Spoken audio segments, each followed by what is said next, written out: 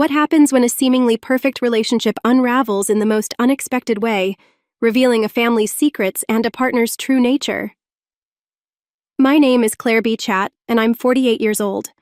I've always been dedicated to my career and cherished my independence, never finding the need for a relationship. My days were fulfilled with hobbies like reading and watching movies, and I had never once felt the void that others seem to fear in their single lives. But everything changed one spring day in April when a business connection, Pau Adams, unexpectedly proposed an introduction. "Miss B. Chat, I would like to introduce you to someone. What do you think?" Pau asked one afternoon. Initially hesitant, I gave in after his insistence and agreed to meet his son, Chad. We were the same age, and though he had almost married a few times before, he had always remained single. Chad's charm was undeniable, polite, respectful, and kind. I was intrigued, thinking that perhaps this could work. So after a few meetings, I suggested that we start dating. Both Chad and his father were pleased, and everything appeared to move smoothly.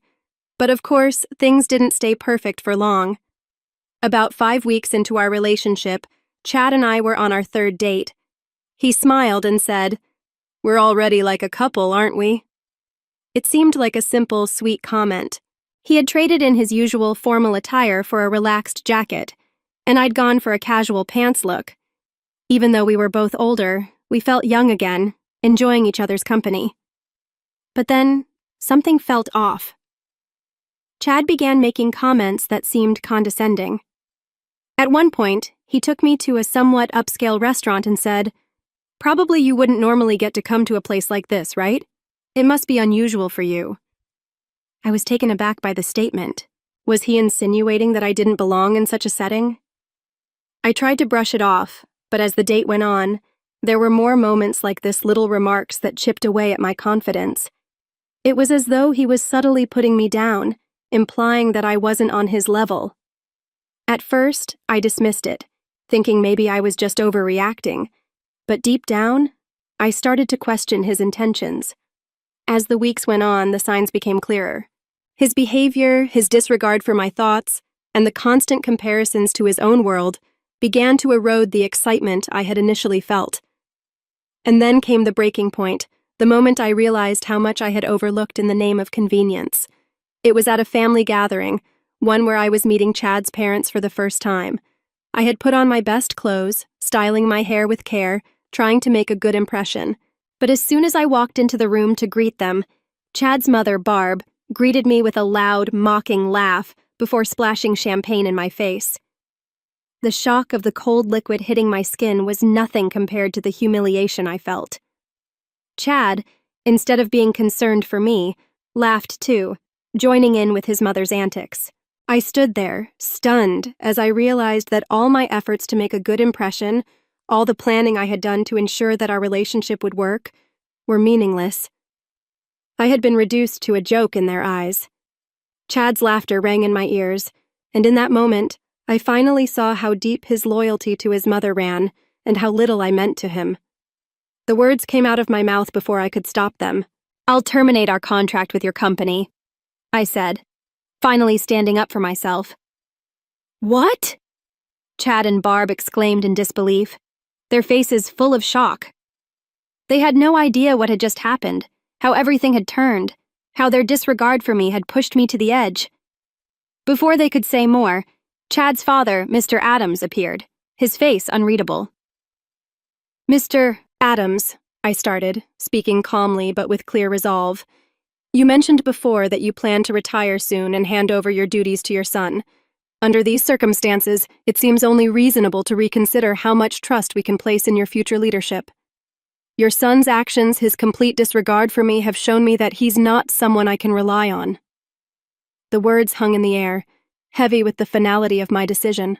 After speaking, I turned and walked away, leaving the stunned faces behind me. I had done what I had needed to do for my own peace of mind. They needed to face the consequences of their actions, and I wasn't going to be the one to save them. I later realized that I had made the right choice. In all of this, I had neglected the one person who mattered the most, myself. My years of independence and my hard-earned career had made me who I was, and I wasn't going to let anyone, especially not Chad and his overbearing family, take that away from me. As I walked out of that house, I left behind the expectations, the lies, and the manipulation. I was free, and I had no intentions of ever returning to that world. I could only respond with an ambiguous smile to his words. In fact, this restaurant is one of my favorites, and I had just visited it with a friend 3 days ago, but it would have been cruel to embarrass him on the spot, so I didn't tell him the truth. A Mike I knew nodded at my signal and pretended to be ignorant. While sitting, I noticed the watch on Chad's wrist. It wasn't a top-of-the-line item, but it was decent. That's a different watch from before. The color is lovely, and it suits you, I complimented. Embarrassed, Chad took off the watch to show it to me. Mistaking my interest, he seemed to offer it out of kindness. Since I wasn't deeply interested, I briefly checked it and returned it, but he insisted again. Feel free to take a closer look. It's not often you see something this high-end, right? No need to be shy. My reaction was not so much out of politeness as it was just a lack of interest in men's watches. Though I agreed to take a closer look when he insisted, I felt a bit perplexed. To me, a watch is just an accessory, and I think checking the time on a smartphone is sufficient. Many of the older people I work with wear them too, so I actually see them quite often. Thank you for showing it to me. It's nice to have something you like, I said. Chad slightly pouted and surreptitiously followed my belongings with his gaze. What caught his interest was a bag that I am particularly fond of. This bag was specially made for me at a favorite workshop, reflecting the craftsman's skill and my taste. It's very practical, if a bit pricey, but it seemed cheap to Chad. I was wondering, don't you have a proper bag instead? I think you should have something more prestigious. The bag was custom made at an Italian bag store and naturally doesn't have a brand logo. In fact, the craftsman's workshop logo is branded on the bottom of the bag. However, I prefer simple designs above all, so I asked to hide it. It would be difficult for someone not accustomed to women's bags to judge its price just by looking, but I couldn't help but be puzzled by his consistently superior tone. Sometimes I dismissed it, accepting that he's a sheltered son who doesn't know the world, but the feeling of discomfort didn't easily go away. At one point, I thought about reconsidering marriage, but since we'd only met 3 times, it seemed too hasty to decide on a separation, so I decided to wait and see how things would unfold. Since then, we have continued dating. Chad does show some immaturity at times, but he is essentially an honest person. He no longer exhibits the unnatural behavior he showed before. No one is perfect from the start. If you have patience and gradually find harmony, love will eventually grow, said an older female celebrity on a show I watched for distraction. I found some truth in those words. The following week, we went to a famous hotel buffet for our 5th date. Strangely, Chad piled 3 or 4 servings of food onto his plate. Are you sure it's okay to take so much? It would be a waste if you can't finish it, I lightly commented, to which he suddenly burst into laughter. Wondering what was so funny, he said, "A waste? Claire, are you still talking like someone poor? It's okay to take this much. It doesn't matter if I throw it away if I can't eat it all." I made a sour face. It seemed he completely failed to understand that wasting food not only incurs costs, but also discomforts other customers. The issue isn't just about money. It's about resources and the environment. Aren't you aware of the concept of food waste? It's also inconsiderate to other customers, and eating disorderly isn't good, I said, my voice carrying more sternness than usual. In response, Chad suddenly shrank back as he poked at his pasta with a fork and muttered, "I'm sorry. Please don't be angry. My mom said you might be marrying me for money, and I just reacted without thinking." The word mom lingered in my ears, and I inadvertently repeated it. Referring to one's mother as mom at nearly 50 years old is uncommon and suggested a peculiarity about his family environment. As the date neared its end, with this discomfort in mind, Chad drove me home. As I was getting out of the car, he grabbed my hand to stop me. "Miss B. Chat, even though I am who I am, would you marry me? Even if not right away, being engaged is fine. Your fiancé can wait as long as it takes." I was taken aback by Chad's sudden forwardness, but soon I began to feel genuine joy from his actions. Though there are many concerning aspects about Chad, his courtship brought pure joy. I considered that the areas he lacked could be improved upon after marriage, nurturing him into a loving husband. 3 months had passed since Chad and I first met, and I felt that it was the right time to take the next step in our relationship. With teary eyes, I said to him, "Let's grow together by complementing each other. We both have flaws and differences, so let's talk things through and resolve them." I felt a deep sense of emotion as I shared this vision for our future. But as soon as I agreed to move forward, Chad once again revealed his troubling side. "Let's start preparing for married life. First, you should quit your job, take care of the home, and learn housework from my mom," he suggested with a smile. The joy I had felt disappeared instantly, replaced by rising anger. I stood my ground more firmly than usual, replying, "Don't be so presumptuous. If that's your attitude, then marriage is off the table. Goodbye." Chad was stunned into silence. Without saying anything more, I got out of the car and walked back into my house. Although I had decided to distance myself, I reluctantly agreed to meet him after receiving a message over the weekend, insisting that we talk. The weekend arrived quickly, and Chad was already waiting at our meeting spot.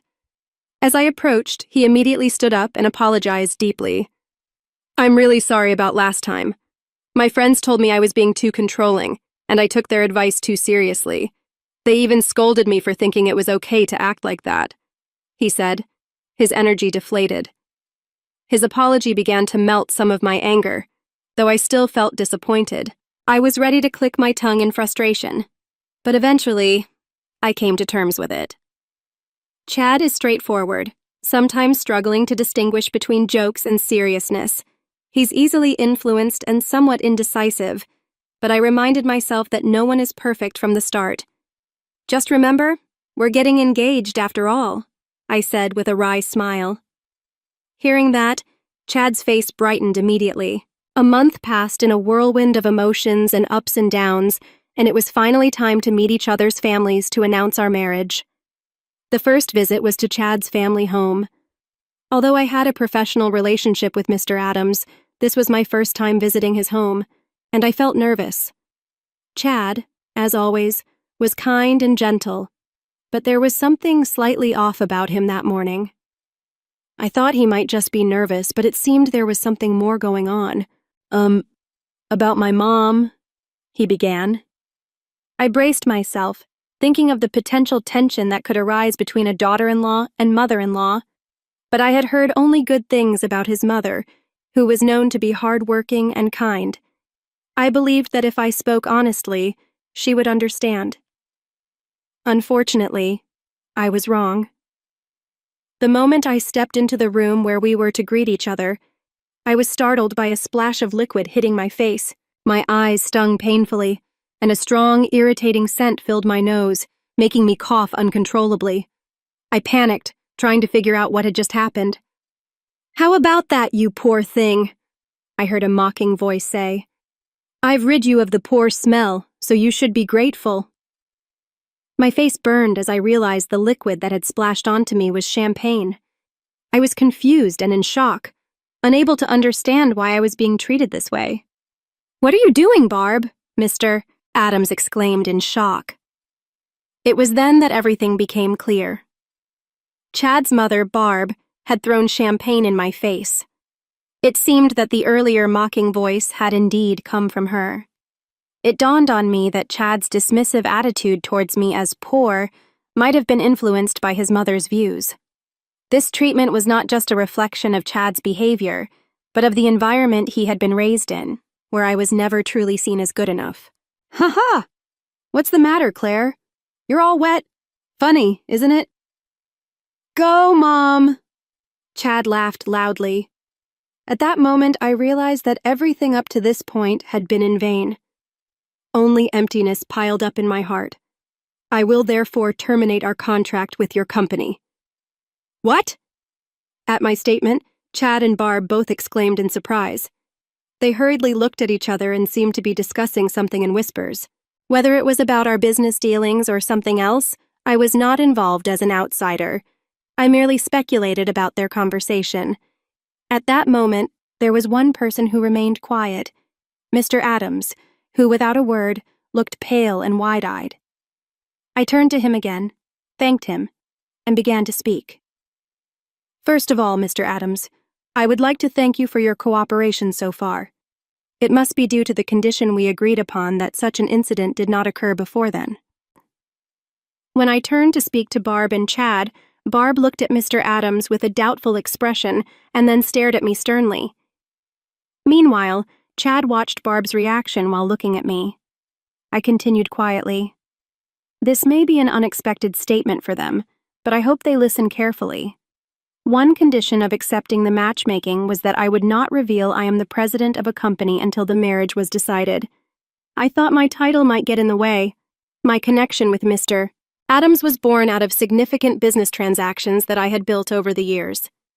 While focusing on my business, I picked up my business card. Naturally, it listed my company name and position. Those not involved in management might not know the details of our transactions, but they would at least understand the title. Hello again, Mrs. Barb. Thank you for all your help so far. This is my position. I have been working with your husband's company for over 10 years. Currently, my company is probably your biggest client. I wonder what percentage of your company sales we represent. When I handed over my business card, Chad turned pale with surprise. He worked in his father's company, and seeing my company name should have made it clear who I was to Mr. Adams. I am not just any business owner. I am the owner of one of his most important business partners. Therefore, I wanted my profession hidden initially to truly assess Chad's character. When choosing a lifelong partner, I wanted to see the real person, not just superficial behavior. I cannot afford a contrived attitude because it could affect the fate of a parent company. Thus, I was introduced merely as someone I met through work. I wore fake glasses and significantly altered my makeup and hairstyle for our dates. While the disguise served as a temporary amusement, in retrospect, it was a waste of time. I'm sorry, Mr. Adams, but I must decline this proposal. This concerns marriage, and also, we need to pause our transactions to reassess the situation. I took a deep breath and calmly stated my position before sitting down to face Mr. Adams. This is where we stand, I said, maintaining my composure. I began explaining the situation as clearly and calmly as possible, watching Mr. Adams' expression change as he processed my words. His face turned pale, and he stuttered, "The transactions are affected. That can't be right." But his reaction felt forced, and I remained firm in my decision. I shook my head gently, signaling that this was final. Wanting to ensure that my decision wasn't based on fleeting emotions, I continued in a measured tone. Mr. Adams, you mentioned before about planning to retire soon and handing over your responsibilities to your son. In light of that, it makes sense to reconsider how trustworthy a future business partner can be. Perhaps there was an intention to maintain our relationship through your son's marriage to me, but unfortunately, this plan has backfired. I paused for a moment, allowing my words to settle, then continued.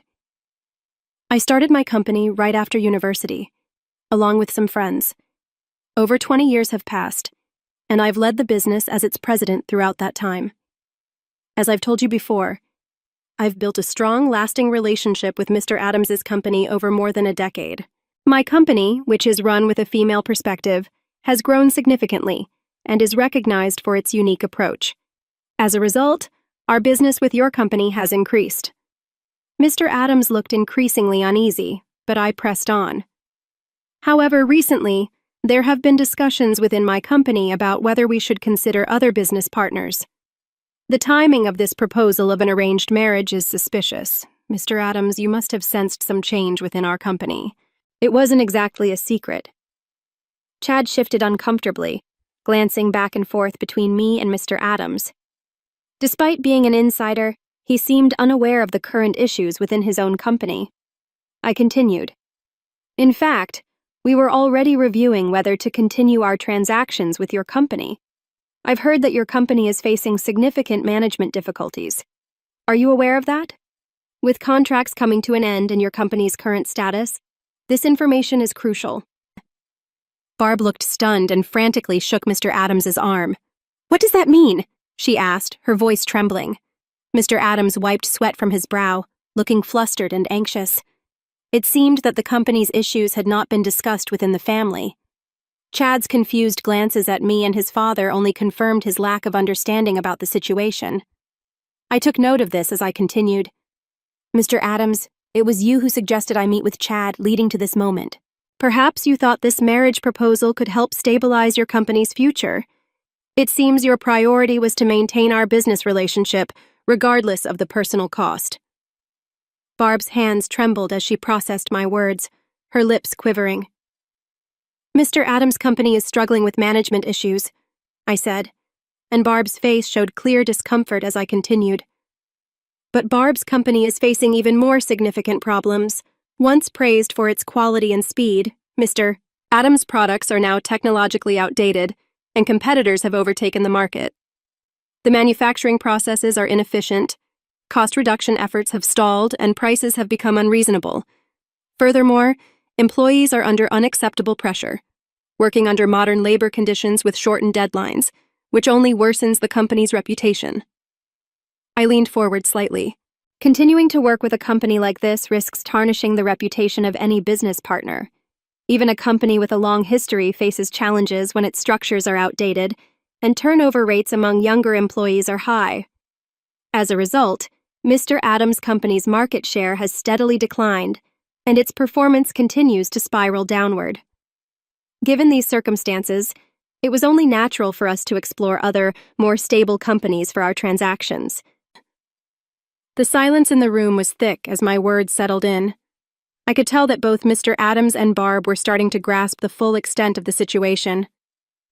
"How dare you threaten to cut off business based on personal feelings? What a despicable act. Are you blackmailing us? This is the worst. Don't think such behavior is acceptable," Barb exclaimed, outraged. Despite her actions being the cause, I was surprised by her accusatory behavior. The lack of an initial apology spoke volumes about her character. Before I could point this out, Mr. Adams shouted vehemently, "Silence! This is all your fault!" I swallowed what I was about to say. Indeed, it is likely that Mr. Adams, not I, is the most damaged party here. The unexpected fallout from his wife's inappropriate behavior would have been unforeseen for him, who had hoped for stability. All of this stems from Mr. Adams' actions to faithfully adhere to our agreement, but in reality, keeping it a secret from Chad alone would have been sufficient. He should have informed his wife beforehand. As a result, I am relieved that I didn't have to welcome such a problem person as my mother-in-law. The sight of Chad was pitiful. He was pale and trembling, tightly gripping Barb's hand. It is sad to see a 48-year-old man still needing his mother's hand. Seeing his state, I couldn't help but give him a cold look. "It's impossible that you, carrying such a cheap-looking bag, could be a president. Moreover, you complained about food waste and acted like you were poor. You are lying even about being my father's business partner. How disgraceful!" Chad vehemently accused me. He might be trying to blame me, but he is mistaken. I am not interested in branded goods and prefer to use high-quality domestic leather products. Also, my criticism of wasting a large amount of ordered food was not because I am poor, but simply because it is inappropriate behavior. There can be no calculated acting in this regard. As for this bag, it is custom-made from a workshop I frequent. Anyone knowledgeable would recognize its quality immediately, but it seems none of you are interested in the quality of leather. This bag is priced higher than commercial brands, I explained. Suddenly, Barb stared at my shoes and bag with astonishment, then quickly averted her gaze, embarrassed. Clearly, it's a matter of those who know understand. I continued further. Moreover, ordering a large amount of food and not being able to finish it is not only wasteful, but also disrespectful to the restaurant. It is unreasonable and inappropriate behavior. Furthermore, the fact that I am your father's business partner is true. What would it mean if the presidents of companies doing business with each other did not know one another? Chad seemed dissatisfied and unconvinced by this discussion. Mr. Adams frowned at his son's behavior. When we confirmed that we knew each other, Chad looked down without a word. His clinging to Barb appeared extremely childish and out of place for his age. Faced with his immaturity, I couldn't help feeling how disappointed I was. If your company abandons us, we will be on the brink of bankruptcy. Please forgive us. Mr. Adams began to apologize profusely. This clear statement from him seemed to finally make Barb realize the situation. Realizing the gravity of his actions, Chad turned pale and began to tremble. "Mom," he said with tears in his eyes, clinging to Barb in his distress. However, Barb was unable to respond in any way. Witnessing this scene, I breathed a deep sigh of relief from the bottom of my heart. I deeply regretted ever considering sharing my life with such a person, thinking that because he was honest, I could correct him and make things better. Now it seems like a naive thought in retrospect. I'm so sorry, Mr. Adams repeated his apologies over and over without actually proposing how to address the situation or how to make them reflect on their actions. This could easily lead to severing ties on an emotional basis. Therefore, I was forced to make specific remarks about the engagement. Let's address our engagement. I cannot consider marrying someone whose mother behaves so rudely. Moreover, he did not try to stop his mother and even laughed along with her. I hope you understand why the engagement should be called off, I said. Mr. Adams listened, repeating words of affirmation. I continued the conversation. Thank you for understanding. Until yesterday, I believed in Chad's potential for improvement and proceeded with the engagement, but now I feel relieved that our relationship has been dissolved. Furthermore, I provided specific examples of Chad's behavior. For instance, his frequent quoting of his mother's opinions, saying Mom said so, and then his behavior of calling his mother Mom at nearly 50 years of age. He often used his mother's opinions as a shield to justify his improper behavior. However, his weakness became apparent as soon as I pointed out these issues. He quickly became disheartened. There were countless examples of these behaviors. Mr. Adams was astonished, his mouth agape. Barb also showed embarrassment. However, Chad himself seemed not to understand what part of his behavior was problematic. Regarding calling off the engagement, is there any fault on my part? I asked. Mr. Adams shook his head almost imperceptibly. His action seemed pitiful. I paused to calm myself and took a deep breath. I will divorce my wife. Chad will also have to move out with her. The company's operations will be taken over by competent staff, so please do not abandon us. Help us! Mr. Adams began to declare his intention to divorce Barb, making it clear that he understood the gravity of the situation. What? That's not possible. I can't manage my life without this marriage, Barb cried out in shock. After that, Chad and Barb both raised their voices at Mr. Adams. Why didn't you tell us beforehand? I am innocent. Why am I being kicked out? The problem is only with Mom. I am not involved. Their simultaneous protests stirred up the room. After everything that had happened, I finally let out a deep sigh, feeling a mix of frustration and relief. Well, as you wish. Thank you for your time. I'll be leaving now, I said, addressing Mr. Adams before swiftly exiting. I had to go home and get my high-quality clothes to the dry cleaners before the champagne stains became permanent. Chad, now silent and teary-eyed, seemed to accept the situation.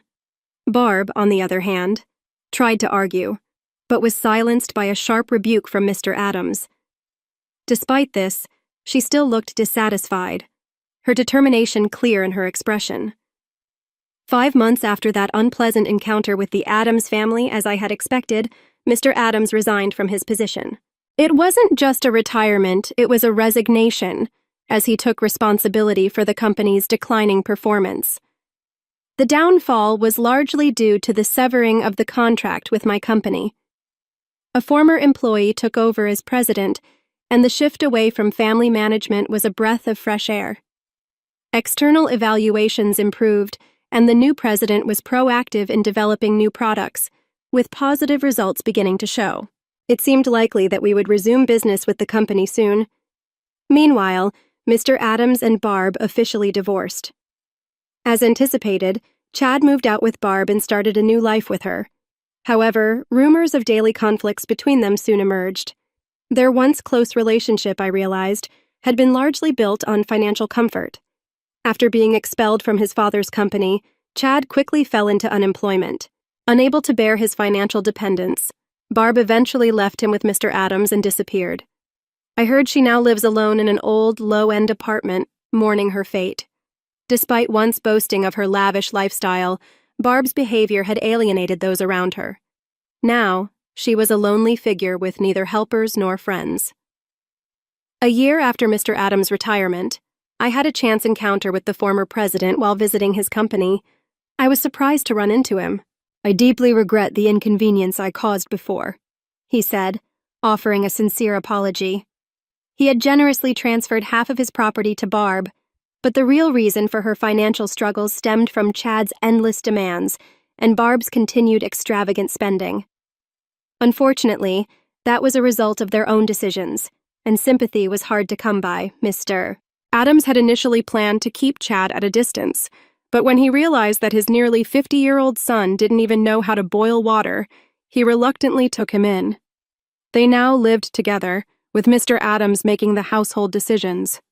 Chad, who had relied entirely on Barb, had never learned basic life skills.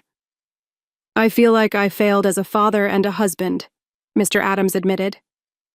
"This is the misfortune I created for myself. Although it's too late to fix everything, I am reflecting on my mistakes. I even regret some of my actions toward Barb. Thankfully, the company didn't go bankrupt, and I'm relieved." As for Chad, facing challenges with daily chores and part-time jobs, he often broke down in tears. I could only hope he would eventually become a better person, but I had no interest in being involved in his life any longer. 3 years have passed since then, and my company has flourished. My performance has improved, and the stock price has risen steadily. As for my personal life, I've long since decided that marriage is no longer something I seek. I explained everything to my parents when the engagement was called off, and they supported my decision to stay single rather than remain with someone like Chad. Now, my parents are even stronger supporters of my work. I throw myself into my career and have taken up new hobbies to enrich my life. Although I was once content with indoor activities, I recently decided to try exercising at the gym. I'm starting to see the results, with muscles forming and a newfound confidence. My subordinates admire me, and I can't deny that it feels a little gratifying. I've come to realize that happiness is something you create for yourself. I no longer seek happiness from anyone else, it's something I build on my own. If I were to fall in love again, it would likely be toward the end of my life, when I could afford to throw everything away for love. But that's a concern for another day. For now, my days are fulfilling, and I am happy. What do you do when you realize the man you were about to marry isn't just not right for you, but he and his family have turned your life into a mockery? How do you walk away from years of preparation and expectation? Claire's story is one of awakening, strength, and ultimately, liberation. For years, she had built a successful career, valuing her independence over the traditional idea of marriage. But when business connections turned personal, she found herself in a relationship with Chad, whose charm was initially undeniable. Yet, what started as a sweet connection soon turned sour as Chad's condescending remarks and manipulative behavior began to surface. The final straw came when Claire was humiliated by Chad's mother at a family gathering. Instead of supporting her, Chad joined in the ridicule. At that moment, Claire realized her worth was more important than any relationship. She made the brave decision to walk away from both the relationship and the business ties that had kept her tethered to Chad and his toxic family. Her decision was one of empowerment, showing her that self-respect always comes first. In relationships, there are times when the signs become too loud to ignore. Claire's decision to walk away wasn't an easy one, but it was necessary. She had spent years building a career she was proud of, and the last thing she needed was to be treated as an afterthought by someone who claimed to love her. Chad's failure to recognize the value in her professional achievements, his blatant disregard for her dignity, and his mother's malicious actions left Claire with no choice but to step away. She was right to do so. Love should uplift, not demean. And in her case, Chad's behavior made it clear that he wasn't ready to be her partner. As for the business, her cutting ties sent a strong message. Integrity and respect come first. It wasn't just a personal decision, it was a professional one as well. Claire chose herself and her business over a toxic situation, and she was stronger for it. Do you think Claire made the right call walking away from both Chad and the business? How would you have handled a situation where your relationship began to affect your professional life? Share your thoughts and experiences with us. Sometimes the hardest decision is to let go of something that isn't serving us, even when it looks good on the surface. Don't forget to like, subscribe, and share your insights in the comments below. Stay tuned for more empowering stories of resilience and self-empowerment.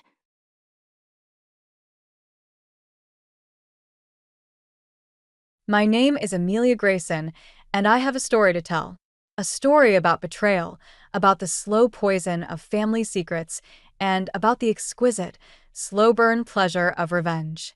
It all began, as these stories often do, with a child's innocent question. "Mommy, why is Daddy leaving?" 6-year-old Owen stood in the doorway of our Connecticut living room, his eyes wide and confused.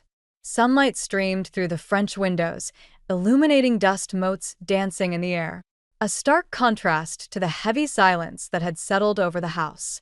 William's suitcase stood by the front door, packed and ready, a physical manifestation of the chasm that had opened up between us. "He's just going on a short trip," I stammered, my voice catching in my throat. "A trip. That's what we'd agreed on. A trip to Catherine's. My sister's." Owen tilted his head, his brow furrowed. But he packed all his blue shirts. He only packs those for long trips. He knew his father's habits better than I did, or maybe I had just stopped paying attention. Had I been so blind? So caught up in maintaining the facade of the perfect life that my parents had orchestrated for me that I hadn't seen the cracks spreading like spiderwebs across my marriage? "Daddy has a lot of meetings," I said, forcing a smile. My mother, Victoria, materialized beside me, her hand resting on my shoulder, her grip surprisingly tight. "Owen, darling," she said, her voice smooth as silk. "Daddy has important business to attend to. He'll be back soon." But why can't Mommy go? The question hung in the air, thick with unspoken truths. Victoria's grip on my shoulder tightened, a silent warning.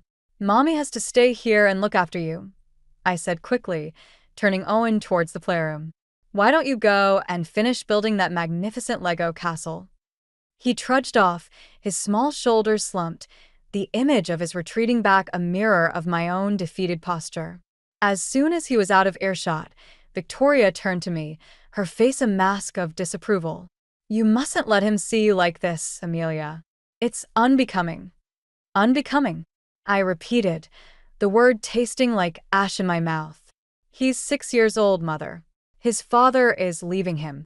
"William is simply attending to business matters," she corrected, her voice clipped. "And it's your responsibility to ensure that this unpleasantness doesn't disrupt Owen's routine." Routine. I laughed, a harsh, brittle sound. "Our entire life is a routine, Mother, a carefully choreographed performance for your benefit." And now the lead actor has walked off stage. My father, Henry, entered the room, his face creased with worry, but not for me. "Victoria, have you spoken to Catherine? We need to ensure this doesn't leak." Leak. The word echoed the hollowness I felt inside. They weren't worried about their daughter's broken marriage, about their grandson's confusion.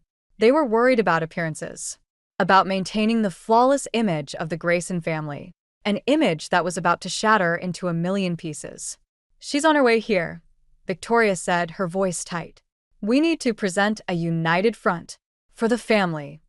I looked at them, my parents, the architects of my gilded cage. My perfect sister, Catherine, the woman my husband was leaving me for, and Owen, my son, caught in the crossfire of their carefully constructed lies. In that moment, something shifted inside me. The grief, the confusion, the hurt, coalesced into a hard, cold ball of resolve. I wouldn't let them win. I wouldn't let them control my life, or Owen's any longer. The game, I realized, was about to change, and I was ready to play. The days that followed William's departure were a blur of strained smiles and hushed phone calls. My parents orchestrated a carefully crafted narrative. William was working on a crucial project overseas, a project so demanding it required his undivided attention. A project that, coincidentally, aligned perfectly with Catherine's business trip to London. I played along, a puppet dancing to their tune. I soothed Owen's anxieties, fielding his endless questions about his father's return with practiced lies. I attended social functions, plastering a smile on my face and fielding sympathetic glances from acquaintances who knew, or suspected, the truth. The whispers followed me like shadows, each one a tiny pinprick of humiliation. But behind the facade, a quiet rage was building. I wasn't just mourning the loss of my marriage. I was mourning the loss of the life I thought I had. The life my parents had built for me. A life that, I now realized, was built on a foundation of lies and carefully constructed illusions. The confirmation, when it came, wasn't a dramatic confrontation, but a series of small, almost imperceptible clues.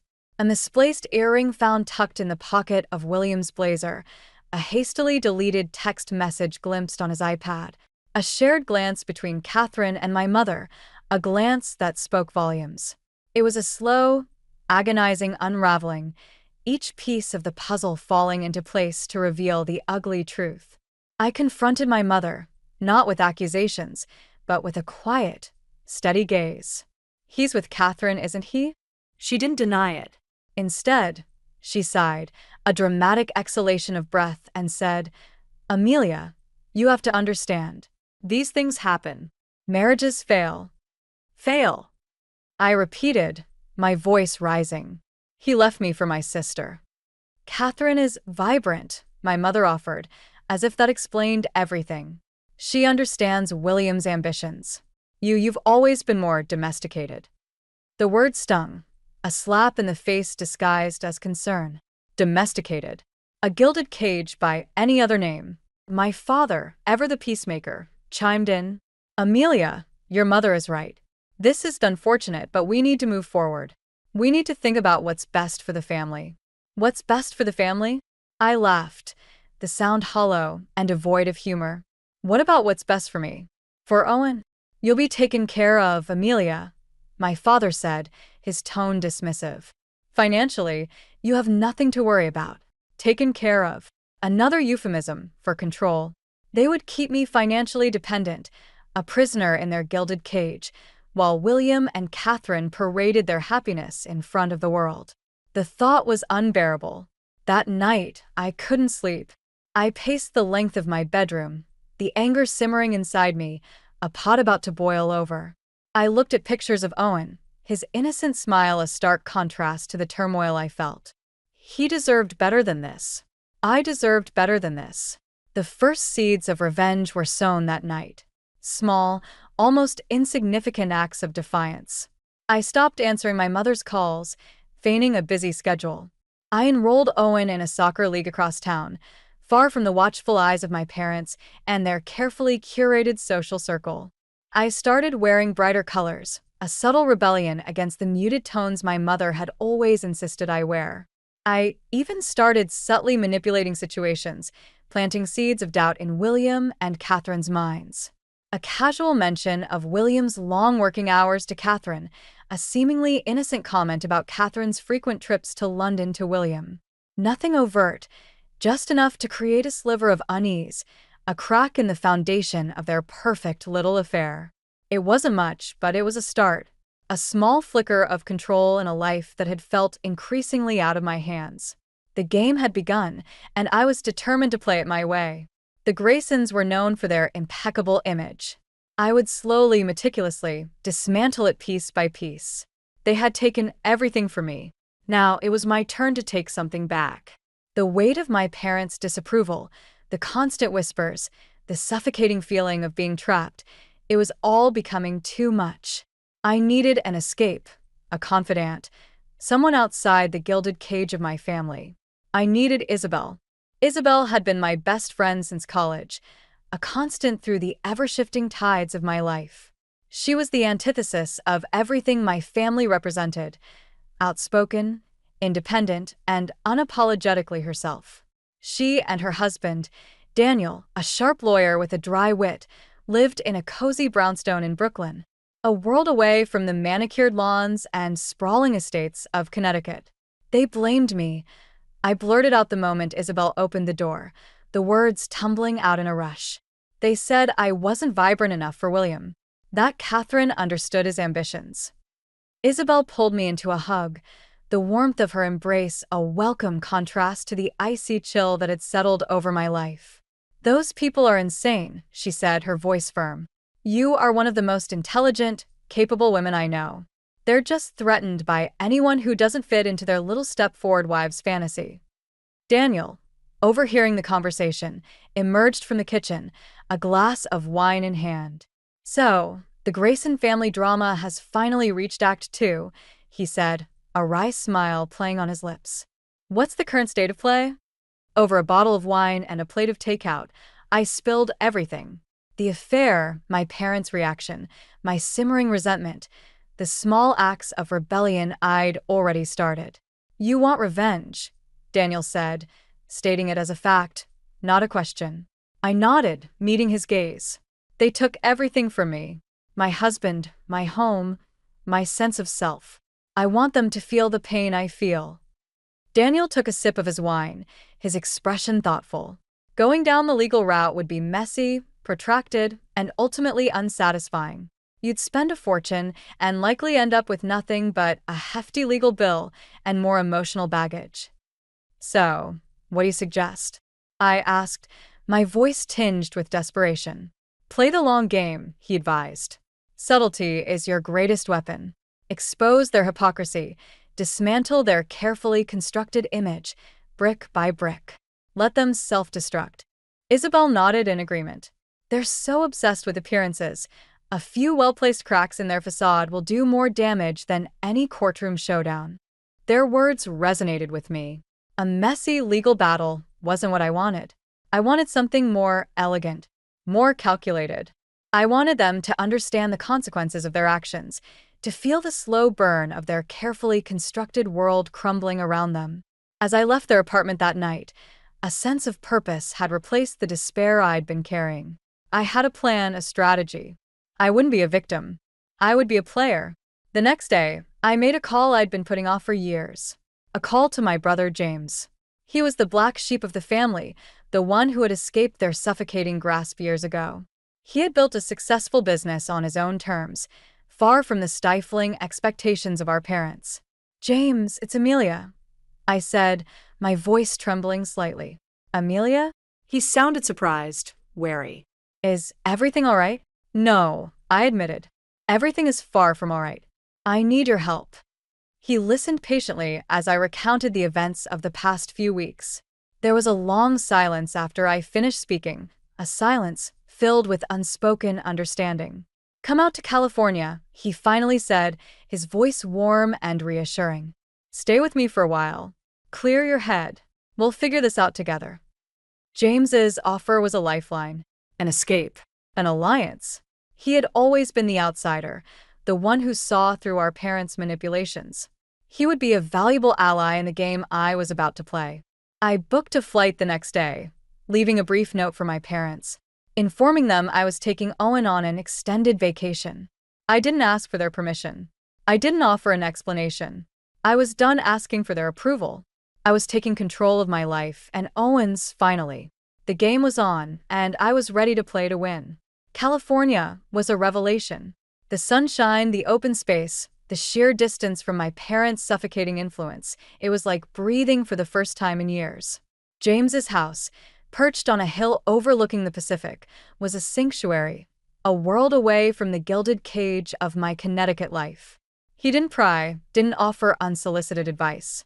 He simply listened, offering a steady presence, a quiet strength that I hadn't realized how much I craved. Owen thrived in the California sun, spending his days exploring the beach, building sandcastles, and making new friends. He seemed lighter, freer, unburdened by the unspoken tensions that had permeated our lives back east. "You're different," James observed one evening as we watched the sunset paint the sky in vibrant hues of orange and pink. "You seem lighter." I smiled, a genuine smile, not the strained, practiced smile I'd worn for so long. "I am different," I admitted. "I'm finally starting to feel like myself again." James nodded, his gaze fixed on the horizon. "Good," he said softly. "That's what they took from you, you know. They never wanted you to be yourself. They wanted you to be a reflection of their own ambitions, their own carefully constructed image." His words struck a chord. I had spent my entire life trying to live up to their expectations, contorting myself into the perfect daughter, the perfect wife, the perfect mother. I had lost myself in the process. "I'm taking it back," I said, my voice firm. "I'm taking back my life." James squeezed my shoulder. "That's my girl," he said, a hint of pride in his voice. Over the next few weeks, with James's support, I began to reclaim my life, piece by piece.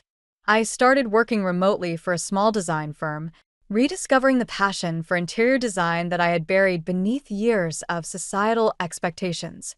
I enrolled Owen in a progressive school that encouraged creativity and independence. And I started subtly chipping away at Catherine's carefully constructed persona. Social media became my weapon of choice. I'd post seemingly innocuous pictures of Owen and me enjoying our new life, pictures that subtly highlighted Catherine's absence. I'd leave comments on her meticulously curated Instagram posts, comments that hinted at the cracks in her perfect facade. "William's working late again?" I'd write, or, "London must be exhausting. You look tired." Nothing overt, just enough to sow a seed of doubt, to create a subtle undercurrent of tension.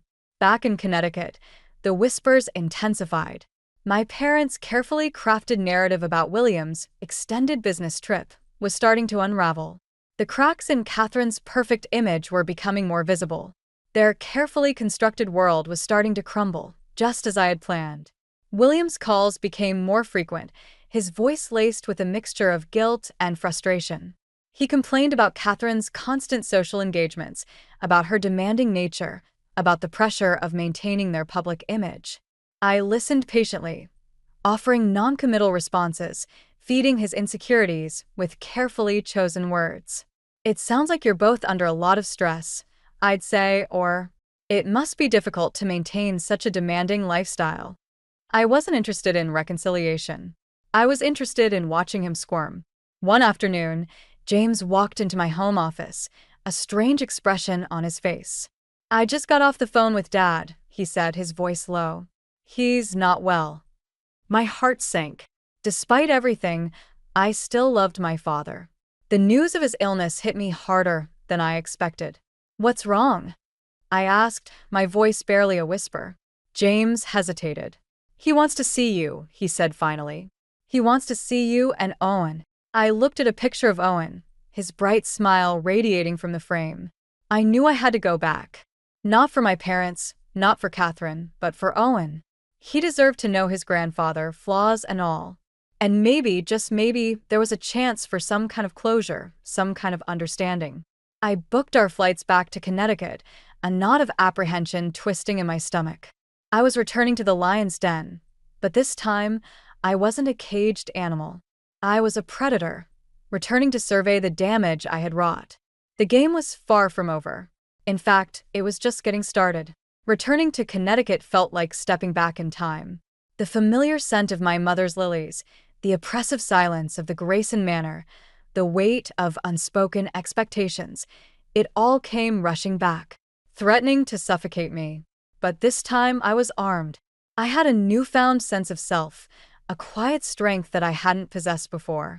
My father was weaker than I remembered, his face pale and drawn, his eyes clouded with a mixture of pain and regret. He held Owen close, whispering stories of his childhood, stories I had never heard before. There was a fragility to him, a vulnerability that I hadn't seen before. It chipped away at the resentment I had harbored for so long. My mother, however, was unchanged. She greeted me with a strained embrace, her eyes flitting around the room, assessing the damage. "You look tan," she observed, her tone laced with disapproval. And Owen's hair is unruly. I simply smiled, a serene smile that infuriated her more than any outburst ever could. We've been enjoying the California sunshine, I said, my voice calm and steady. It suits us. Catherine was conspicuously absent. My mother claimed she was busy with work, a thinly veiled excuse that fooled no one. I didn't press the issue. I knew where she was. With William, trying to salvage the crumbling remains of their ill-gotten relationship. Over the next few days, I spent my time with my father listening to his stories, holding his hand, trying to bridge the gap that had always existed between us. He seemed genuinely remorseful, not just for his failing health, but for the way he had treated me, for the life he had allowed my mother to orchestrate for me. One evening, as the sun set, casting long shadows across his hospital room, he beckoned me closer. "There's something I need to tell you, Amelia," he whispered, his voice weak. "Something I should have told you a long time ago." He confessed a shocking family secret, a secret that had been buried for years. A trust fund, established by my grandfather, meant solely for James. A trust fund that my mother had systematically depleted, funneling the money towards Catherine's education, her lavish wedding, her business ventures. A trust fund that rightfully belonged to my brother, the black sheep, the one they had cast aside. She stole from him? I asked, my voice barely audible. My father nodded, tears welling up in his eyes. "She convinced me it was for the good of the family," he whispered. That he wouldn't appreciate it. That Catherine deserved it. The revelation hit me like a physical blow. It wasn't just about the money. It was about the betrayal, the years of deceit, the blatant favoritism that had poisoned our family dynamic. It was the missing piece of the puzzle, the final confirmation of everything I had suspected. My father's confession was more than just a family secret.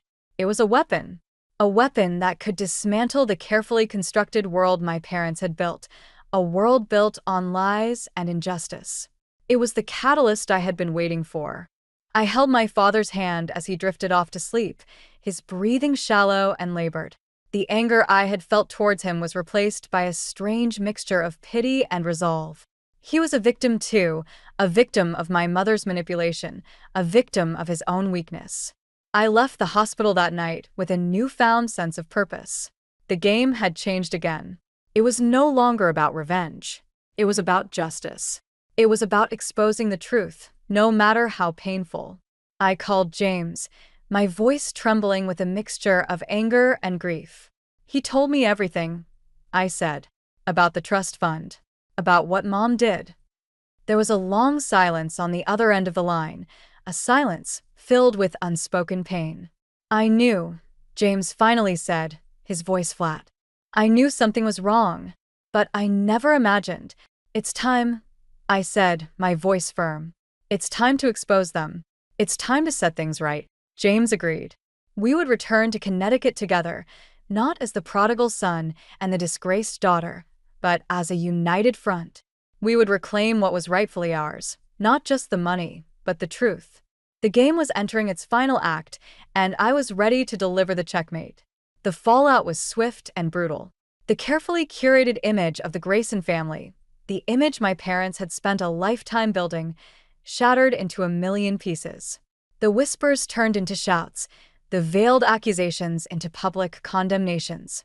My mother, stripped of her social standing, retreated into a shell of denial and bitterness. She refused to speak to me, to James, to anyone who dared to question her version of the truth. She became a pariah, ostracized by the very social circle she had so desperately sought to impress. The irony was almost poetic. She had built her life on appearances, and now, appearances had destroyed her. Catherine, exposed and humiliated, lashed out at everyone around her. Her carefully constructed persona of the perfect wife, the successful businesswoman, crumbled under the weight of public scrutiny. William, caught in the crossfire, finally saw the true nature of the woman he had left me for. Their relationship, built on a foundation of lies and deceit, imploded in a spectacularly public fashion. The divorce was messy, protracted, and ultimately pointless. There was nothing left to salvage. The love, or what they had mistaken for love, had evaporated, leaving behind only bitterness and resentment. James, armed with the truth and the unwavering support of Daniel, reclaimed his rightful inheritance. It wasn't about the money, though the financial security was welcome. It was about justice, about reclaiming what had been stolen from him. He used a portion of the money to establish a foundation in our grandfather's name, a foundation dedicated to supporting young entrepreneurs. A quiet act of defiance against the values my parents had espoused. He also insisted on providing for Owen and me, ensuring our financial independence from our parents. I initially resisted, clinging to the remnants of my pride, but he wouldn't hear of it. "This isn't charity, Amelia," he said gently. "This is family. We take care of each other." His words, simple yet profound, resonated deep within me. Family. Not the toxic, dysfunctional family I had grown up with, but a new kind of family built on honesty, respect, and unconditional love. The community, once so quick to admire the Graysons' seemingly perfect life, now reveled in their downfall. The gossip columns were filled with salacious details, each article a fresh wound, a constant reminder of the public humiliation they had endured. I felt a pang of guilt, a fleeting moment of empathy for the pain they were experiencing. But the guilt was quickly replaced by a sense of liberation. The weight that had been pressing down on me for so long, the weight of their expectations, their judgments, their control was finally gone. I could breathe again.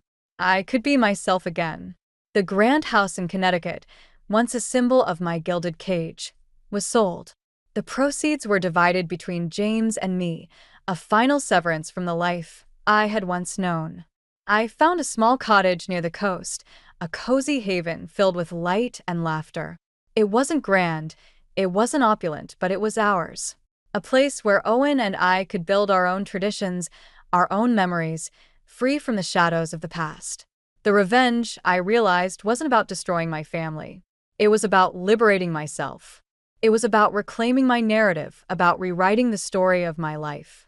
It was about creating a new kind of family, a family built on love, not lies.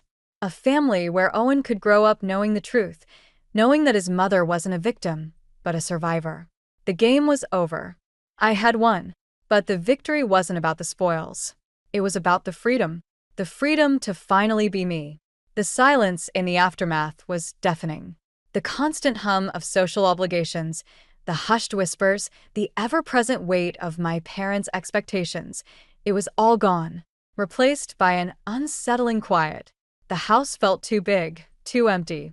Even Owen's laughter seemed to echo in the cavernous rooms. The community, once so eager to bask in the reflected glory of the Grayson name, now shunned us. Invitations dried up. Phone calls went unanswered. The few people who did reach out did so with a mixture of morbid curiosity and thinly veiled pity. I found myself avoiding social gatherings, preferring the quiet solitude of my garden to the whispers and stares of the social circuit. My mother retreated into a self-imposed exile, refusing to acknowledge the wreckage she had wrought. She spent her days locked in her room, surrounded by the remnants of her former life. Photo albums filled with smiling faces, trophies commemorating social victories, designer clothes hanging unworn in her closet. She became a ghost, haunting the halls of the Grayson Manor, a living testament to the destructive power of unchecked ambition and carefully constructed illusions. Catherine, stripped bare of her pretense, was a shadow of her former self. The divorce from William had been acrimonious, leaving her financially depleted and emotionally shattered. The community, once so quick to praise her beauty and grace, now saw her for what she was, a manipulative, social climbing opportunist. The whispers followed her everywhere, a constant reminder of her fall from grace. I saw her once, by chance, at the local grocery store. Her eyes, once bright and full of confidence, were dull and lifeless. She avoided my gaze, her shoulders slumped in defeat. I felt a flicker of pity, but it was quickly extinguished by the memory of the pain she had inflicted. William, adrift and alone, tried to salvage his career, but the scandal had tarnished his reputation. He became a cautionary tale, a reminder of the dangers of ambition unchecked by morality. He called me a few times, his voice laced with regret, but I refused to engage. There was nothing left to say. The bridge between us had been burned, reduced to ashes by his betrayal. James, ever the pragmatist, focused on rebuilding his life and mine. He oversaw the sale of the Grayson Manor, ensuring that both he and I received our fair share of the proceeds. He encouraged me to pursue my passion for interior design, offering financial support and unwavering encouragement. He became the brother I had always longed for, the confidant I had always needed. Owen, resilient and adaptable, seemed to weather the storm better than any of us. He made new friends, excelled in school, and found solace in the simple pleasures of childhood. He asked about his father occasionally, but the questions were less frequent, less insistent. He seemed to sense, on some level, the complexities of the situation, the unspoken truths that lay beneath the surface. I bought a small cottage near the ocean, a world away from the oppressive grandeur of the Grayson Manor. It was a modest home, but it was filled with light and laughter. It was a sanctuary, a place where Owen and I could heal, where we could build a new life, free from the shadows of the past. The evenings were quiet, filled with the rhythmic crash of waves against the shore, the gentle rustling of leaves in the trees, the comforting sound of Owen's breathing as he slept soundly in his bed. I would sit on the porch, watching the sunset paint the sky in vibrant hues of orange and pink, and think about the journey I had taken, the battles I had fought, the victories I had won. The revenge, I realized, hadn't been about destroying my family. It had been about saving myself. It had been about reclaiming my voice, my identity, my life. It had been about breaking free from the gilded cage and discovering the true meaning of family, of love, of forgiveness. The scars of the past would always be there, a reminder of the battles I had fought, but they no longer defined me. I was free. Life in the small coastal cottage settled into a comfortable rhythm. The days were filled with the simple joys of motherhood, the quiet satisfaction of building a business, the comforting presence of the ocean.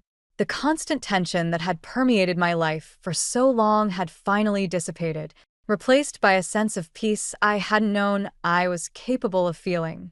Owen blossomed in our new life. He made friends easily, his laughter echoing through the house, filling the rooms with a warmth that chased away the lingering shadows of the past. He rarely mentioned his father, and when he did, it was with a detached curiosity, not the heart-wrenching longing of a child missing a parent. He was healing, growing, adapting to our new reality with a resilience that both amazed and humbled me. My design business thrived. Freed from the constraints of my parents' expectations, I embraced my own unique style, creating spaces that were both beautiful and functional. Spaces that reflected the personalities of my clients, not the dictates of current trends. Word of mouth spread quickly, and soon I had more clients than I could handle. It wasn't about the money, though the financial independence was welcome. It was about the creative fulfillment, the satisfaction of building something on my own terms. James became a regular fixture in our lives, visiting whenever he could, bringing with him a sense of normalcy, of family. He and Owen formed a close bond, a bond forged in shared experience, in mutual respect. He was the brother I had always wished for, the protector, the confidant, the unwavering source of support. He never judged, never pressured, simply accepted me for who I was, flaws and all. One crisp autumn afternoon, as Owen and I were building a sandcastle on the beach, I saw a familiar figure walking towards us. It was my mother. She looked older, frilier, the sharp edges of her personality softened by time and circumstance. She didn't apologize, didn't offer excuses. She simply stood there, watching Owen play, a wistful expression on her face. "He looks happy," she finally said, her voice barely a whisper. "He is," I replied, my voice steady. We stood in silence for a long moment, the sound of the waves crashing against the shore filling the void between us. There was nothing left to say. The years of resentment, the accusations, the recriminations, had all faded away, leaving behind a quiet understanding. Can I sit?" she asked, her voice hesitant. I nodded, gesturing to a spot on the sand beside me. We sat in silence, watching Owen build his sandcastle, his small hands working diligently, his brow furrowed in concentration. In that moment, the past and the present converged, the complexities of our family history distilled into this simple, shared experience. She didn't stay long. She simply watched Owen for a while, then stood up, brushed the sand off her dress, and walked away. There were no tearful reconciliations, no dramatic pronouncements of forgiveness. Just a quiet acceptance, a silent acknowledgement of the unspoken truths that lay between us. Catherine never reached out. I heard, through mutual acquaintances, that she had left Connecticut, seeking a fresh start in a new city, far from the scene of her downfall. I didn't judge her. Everyone deserves a second chance, a chance to rewrite their own story. William remained a distant figure, a ghost from a past life. I received occasional updates about his career, his new relationships, but they held no emotional weight. He was a stranger, a man I had once loved, but no longer knew. As the years passed, the sharp edges of the past softened, the memories fading into a sepia-toned haze. The anger, the hurt, the resentment gradually dissipated, replaced by a quiet acceptance, a hard-won peace. One evening, as Owen, now a teenager, and I were watching the sunset, he turned to me, his eyes filled with a wisdom beyond his years. "Do you ever miss them?" he asked, his voice hesitant. I thought for a moment, considering the question. "I miss who I thought they were," I finally said, my voice soft. "But I don't miss who they actually were." He nodded, his gaze fixed on the horizon. "Me neither," he said quietly. We sat in silence, watching the sun sink below the horizon, painting the sky in a breathtaking display of color. The past was gone, but the lessons remained, etched into our hearts, shaping who we had become. We had built our own family, our own traditions, our own definition of happiness. We had reclaimed our story, and that, I realized, was the greatest revenge of all.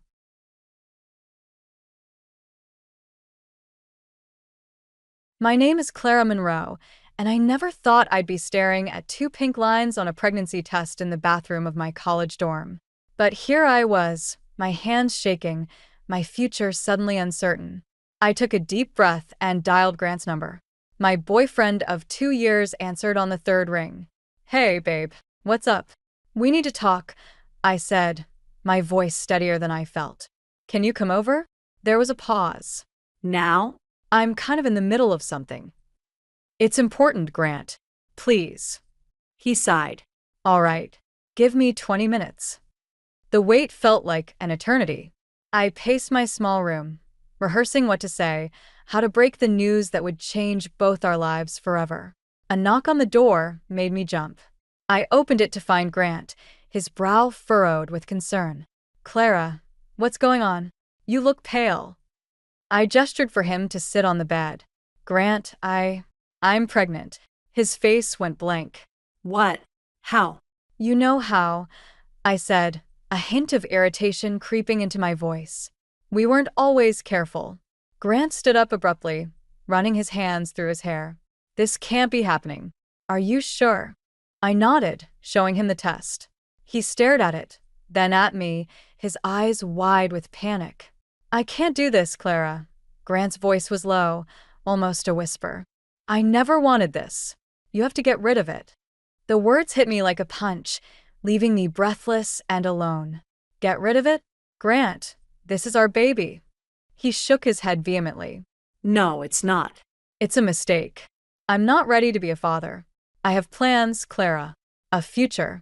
This would ruin everything." Tears welled up in my eyes. "So that's it? You're just going to abandon me? Abandon us?" Grant's face hardened. "There is no us, Clara. Not anymore. I'm sorry, but I can't do this. You're on your own." He turned and walked out, leaving me standing there, my world crumbling around me. The next few days passed in a blur. I couldn't eat, couldn't sleep. The thought of telling my parents terrified me. They were strict, conservative, obsessed with appearances. This news would devastate them. But I couldn't hide it forever. With trembling fingers, I dialed home. Hello. My mother's crisp voice answered. Mom, it's Clara. I I need to come home this weekend. There's something important I need to tell you, and Dad. There was a pause. Clara, what's wrong? You sound upset. I swallowed hard. I'd rather talk in person. Please, Mom. She sighed. All right. We'll expect you Friday evening. The drive home felt like a journey to the gallows. As I pulled into our manicured driveway, I saw my sister Vera's car already there. Great. An audience for my shame. I walked in to find my family gathered in the living room. My father, Calvin, sat in his armchair, his face stern. My mother, Evelyn, perched on the edge of the sofa, worry etched on her features. Vera lounged in the corner, watching me with curiosity. Clara, my father's voice boomed. What's this all about? I took a deep breath, steeling myself for the storm to come. Mom, Dad, Vera, I'm pregnant. The silence that followed was deafening. Then, all at once, chaos erupted. Pregnant. My mother gasped. How could you be so irresponsible? My father's face turned red with anger. Who's the father? That Parker boy. Vera just stared, her expression unreadable. I nodded, tears streaming down my face. It's Grant's, but he doesn't want anything to do with it. With us. My mother buried her face in her hands. Oh, the shame. What will people say? They won't say anything, my father growled, because this isn't happening. Clara, you will take care of this. Immediately. I looked up, shocked. Take care of it? You mean? An abortion, of course, he said coldly. It's the only way to salvage this situation. I wrapped my arms protectively around my stomach. No. I won't do that. My father stood, towering over me. You will do as I say, or you are no longer welcome in this family. Do you understand? I looked from face to face, searching for any sign of support, of love. I found none. In that moment, I knew my life would never be the same. The silence in the living room was suffocating. My father's ultimatum hung in the air, heavy and oppressive. I looked at my mother, hoping for a shred of sympathy, but her eyes were fixed on the floor. You can't be serious. I finally managed to say, my voice barely above a whisper. My father's face hardened. I've never been more serious in my life, Clara. This mistake will ruin everything we've built. Our reputation, our standing in the community. I won't allow it. Allow it? I felt a spark of anger ignite within me. This isn't your decision to make, Dad. It's my body, my baby. Your baby? My mother's head snapped up, her eyes flashing. You're barely more than a child yourself. How do you expect to raise a baby? With no job, no husband, no future? I wrapped my arms protectively around my stomach. I'll figure it out. I'm not getting rid of my child just to save face for this family. Vera, who had been silent until now, finally spoke. Clara, maybe you should listen to Mom and Dad. They only want what's best for you. I turned to her, disbelief etched on my face. What's best for me? Or what's best for them? My father stood, looming over me. Enough. You will do as you're told, Clara. I've made an appointment at the clinic for tomorrow morning. This discussion is over. No, I said, my voice stronger now. I won't do it. You can't force me. His face turned an alarming shade of red. Then you are no longer welcome in this house. Pack your things and get out. Calvin, my mother gasped, but he silenced her with a look. I felt the world spinning around me. This couldn't be happening. These were my parents, the people who were supposed to love me unconditionally. But as I looked at their faces, I saw only disappointment and disgust. Fine, I said, my voice shaking. I'll go. But don't expect me to come crawling back when you realize what a mistake you're making. I turned and ran up the stairs to my childhood bedroom, tears blurring my vision. I threw clothes haphazardly into a duffel bag, my mind racing. Where would I go? What would I do? A soft knock on the door made me pause. Vera stood in the doorway, her expression unreadable. Clara, Save it, I snapped. You made your position clear downstairs. She stepped into the room, closing the door behind her. I'm sorry. I don't know what to do. This is all so sudden. I sipped up my bag, avoiding her gaze. Yeah, well, welcome to my world. Where will you go? I shrugged, trying to appear more confident than I felt. I'll figure something out. Maybe Aunt Mabel will take me in. Vera reached into her purse and pulled out a wad of cash. Here, take this. It's not much, but it might help. I stared at the money, torn between pride and desperation. Finally, I took it, shoving it into my pocket. Thanks, I mumbled. She hesitated, then pulled me into a tight hug. Be careful, okay? And call me if you need anything. I nodded, not trusting myself to speak. Then I shouldered my bag and walked out of my childhood home, possibly for the last time. As I drove away, I could see my parents watching from the window. My mother's face was streaked with tears, but my father's remained impassive. I felt a mix of anger, fear, and overwhelming sadness. I pulled over a few blocks away, my hands shaking too badly to drive. I took out my phone and dialed Aunt Mabel's number, praying she would answer. Hello. Her warm voice filled me with hope. Aunt Mabel? It's Clara. I need help. Can I come stay with you for a while? There was a pause, and I held my breath. Then, of course, sweetheart. You come right over. We'll figure this out together. As I hung up and started the car again, I felt a glimmer of hope. Maybe, just maybe, everything would be okay. I placed a hand on my stomach, whispering a promise to my unborn child. We're going to be all right. I'll make sure of it. The sterile walls of the clinic seemed to close in around me as I sat in the waiting room, my hands trembling in my lap. Aunt Mabel had insisted on coming with me for the consultation, her steady presence a comfort I desperately needed. Clara Monroe? A nurse called my name, her voice echoing in the quiet space. I stood on shaky legs, Aunt Mabel's hand on my back guiding me forward. The nurse led us to a small examination room where a doctor waited, her kind eyes meeting mine as we entered. Hello, Clara. I'm Dr. Patel. I understand you're here to discuss your options. I nodded, unable to find my voice. Dr. Patel's tone was gentle as she continued. Before we proceed, we need to do a thorough health assessment. Have you had any complications with this pregnancy so far? No, I managed to whisper. I don't think so. The examination that followed was a blur of questions, blood tests, and an ultrasound that made everything suddenly, terrifyingly real. As I lay on the table, staring at the grainy image on the screen, I felt a surge of emotion I couldn't quite name. Clara, Dr. Patel said, her voice serious. There's something we need to discuss. My heart raced as I sat up, clutching Aunt Mabel's hand. What is it? Is something wrong with the baby? Dr. Patel shook her head. No, the fetus appears healthy. However, we've detected some abnormalities in your reproductive system. An abortion at this stage could potentially compromise your ability to have children in the future. The words hit me like a physical blow. What? What do you mean? There's a higher than usual risk of complications that could affect your fertility, she explained gently. It's not a certainty, but it's a risk you need to be aware of when making your decision. I felt the room spin around me. The choice that had seemed so clear-cut to my parents suddenly became infinitely more complex. This wasn't just about now. It was about my entire future. I need a moment, I stammered, stumbling out of the room and into the hallway.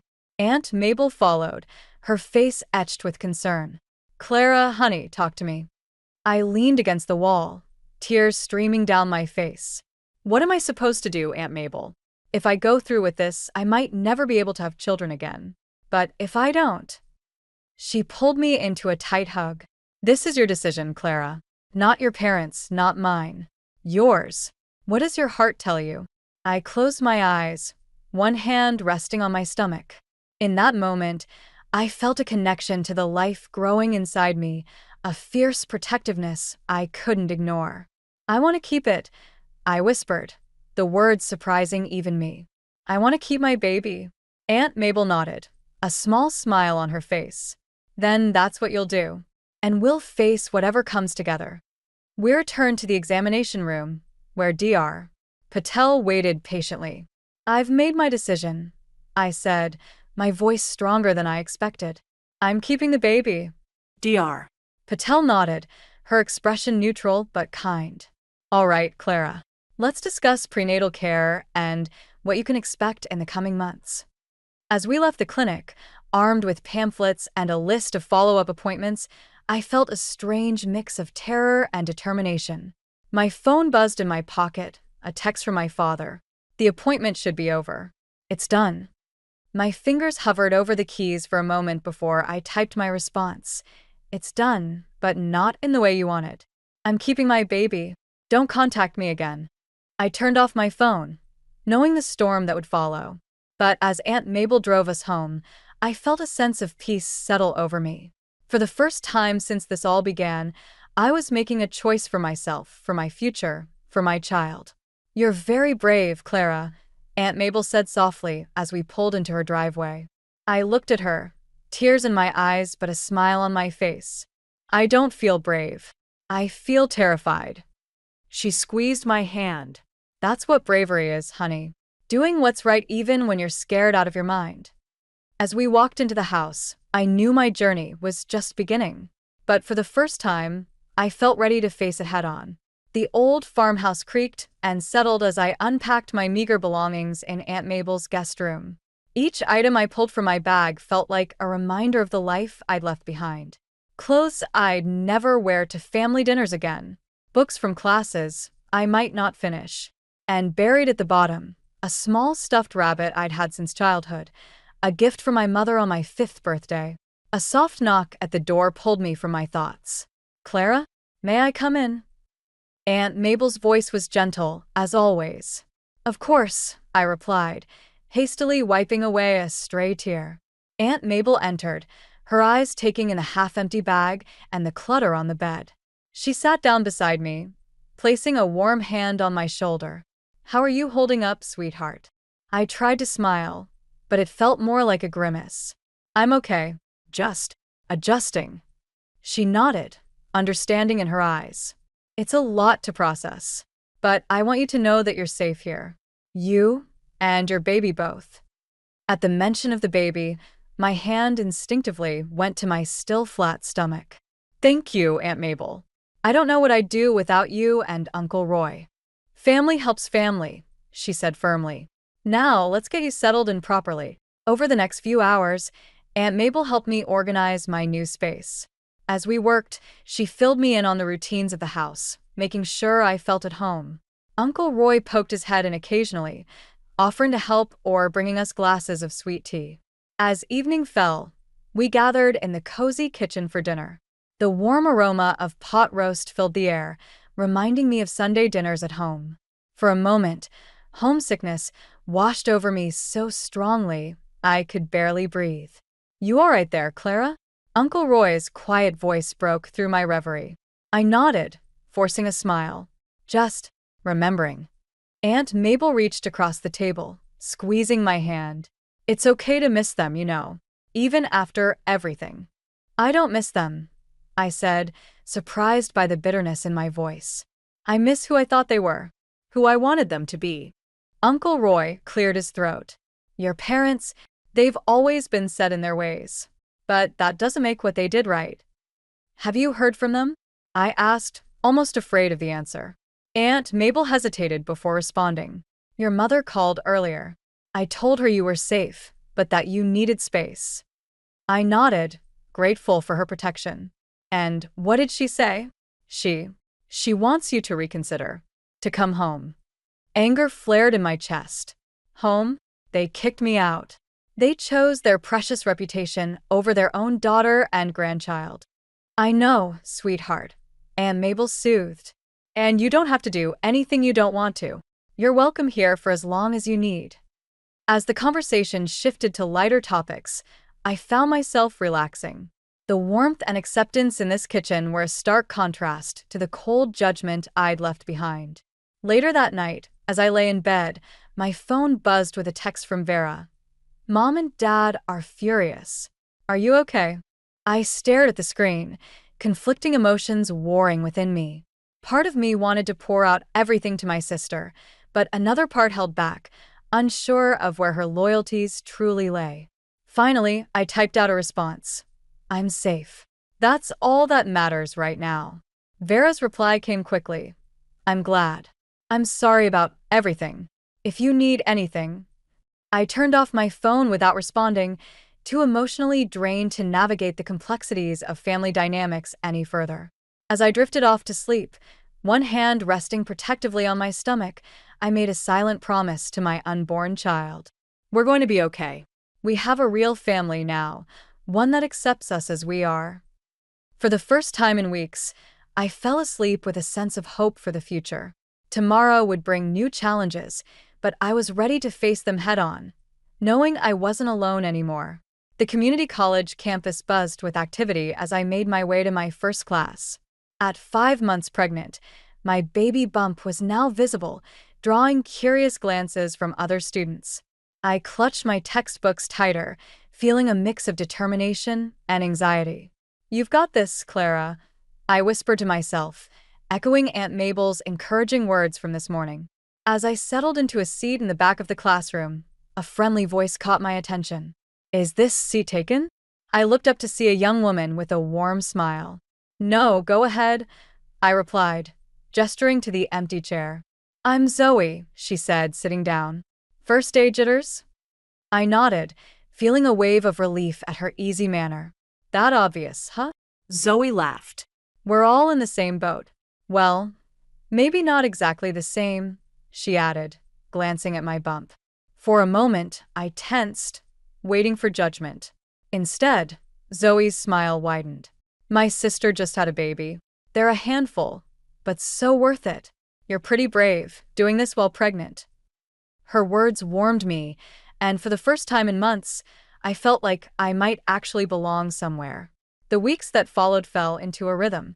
Mornings were spent in classes, afternoons at the Sweet Bean Cafe, where I'd landed a part-time job, and evenings studying with Aunt Mabel's encouragement. Uncle Roy had even set up a small nursery in their spare room, his quiet support speaking volumes. One evening, as I wiped down tables at the cafe, my phone buzzed. A text from Vera. Mom's been asking about you. Says she wants to talk. I froze, a familiar knot forming in my stomach. Before I could respond, another message came through. I told her to give you space. Hope that's okay. Relief washed over me. Thanks, V. I appreciate it, I typed back. As I finished my shift, my manager, Sarah, approached. Clara, how would you feel about taking on some extra hours? We could use the help, and I know you're saving up for the baby. I hesitated, thinking of my growing workload at school. I'm not sure I can manage more right now. Sarah nodded understandingly. No pressure. But if you change your mind, the offer's open. You're doing great work here. Her words stayed with me as I drove home, a sense of pride blooming in my chest. For the first time in my life, I was standing on my own 2 feet, making my own choices. At home, I found Aunt Mabel poring over a pile of baby catalogs. Oh, Clara, come look at these adorable onesies I found. I couldn't help but smile at her enthusiasm. Aunt Mabel, you don't have to do all this. She waved off my protest. Nonsense. This little one is family, and family takes care of each other. As we flipped through the catalogs, discussing cribs and strollers, I felt a sudden, strong kick from my baby. I gasped, placing a hand on my swollen belly. Everything okay? Aunt Mabel asked, concern etching her features. Yes, I breathed, tears pricking my eyes. He's kicking. Do you want to feel? Aunt Mabel's eyes lit up as she placed her hand next to mine, waiting. When the baby kicked again, she let out a delighted laugh. Oh my, that's quite a strong little one you've got there. In that moment, the reality of my situation hit me full force. In just a few months, I would be responsible for a tiny human life. The thought was terrifying, but also exhilarating. I think I'm going to name him Mason, I said softly, the name feeling right as soon as I spoke it. Aunt Mabel squeezed my hand. That's a beautiful name, Clara. As we sat there, connected by the movement of new life, I felt a surge of determination. Whatever challenges lay ahead, I would face them head-on. For Mason, for myself, and for the family we were building. Not bound by blood, but by love and acceptance. Little did I know that the biggest challenge was yet to come, lurking just around the corner, ready to test everything I thought I knew about family, loyalty, and forgiveness. The soft glow of my phone screen illuminated the darkened nursery as I scrolled through social media, Mason sleeping peacefully in his crib beside me. It had been 6 months since his birth, and life had settled into a new normal of sleepless nights, diaper changes, and stolen moments of study between feedings. As I mindlessly swiped through updates from old classmates, a familiar face stopped me cold. Grant's smiling visage stared back at me, his arm wrapped around Vera's waist. The caption beneath the photo made my blood run cold. She said yes. #engaged, #future Mrs. Parker. The phone slipped from my numb fingers, clattering to the floor. The noise startled Mason, and his cries filled the room. I picked him up mechanically, my mind reeling from what I'd just seen. Vera and Grant. Engaged. The betrayal cut deep, reopening wounds I thought had long since healed. Clara? Is everything okay? Aunt Mabel's concerned voice came from the doorway. I turned to her, tears streaming down my face. They're engaged. Vera and Grant. Understanding dawned in her eyes. She crossed the room, enveloping both Mason and me in a warm embrace. Oh, sweetheart. I'm so sorry. As the initial shock wore off, anger began to simmer beneath the surface. How could Vera do this? How long had this been going on? The questions swirled in my mind, demanding answers. The next morning, I called in sick to work and asked Aunt Mabel to watch Mason. I needed answers, and I knew just where to start. The drive to my childhood home felt surreal. As I pulled into the driveway, memories of the night I'd been thrown out flooded back. Taking a deep breath, I marched up to the front door and rang the bell. My mother answered, her eyes widening in surprise. Clara, what are you doing here? We need to talk, I said, pushing past her into the house. My father appeared in the hallway, his face hardening at the sight of me. You're not welcome here. I don't care, I spat. How long have Vera and Grant been together? Did you know about this? My mother's face paled. Clara, it's not what you think, dash. Not what I think.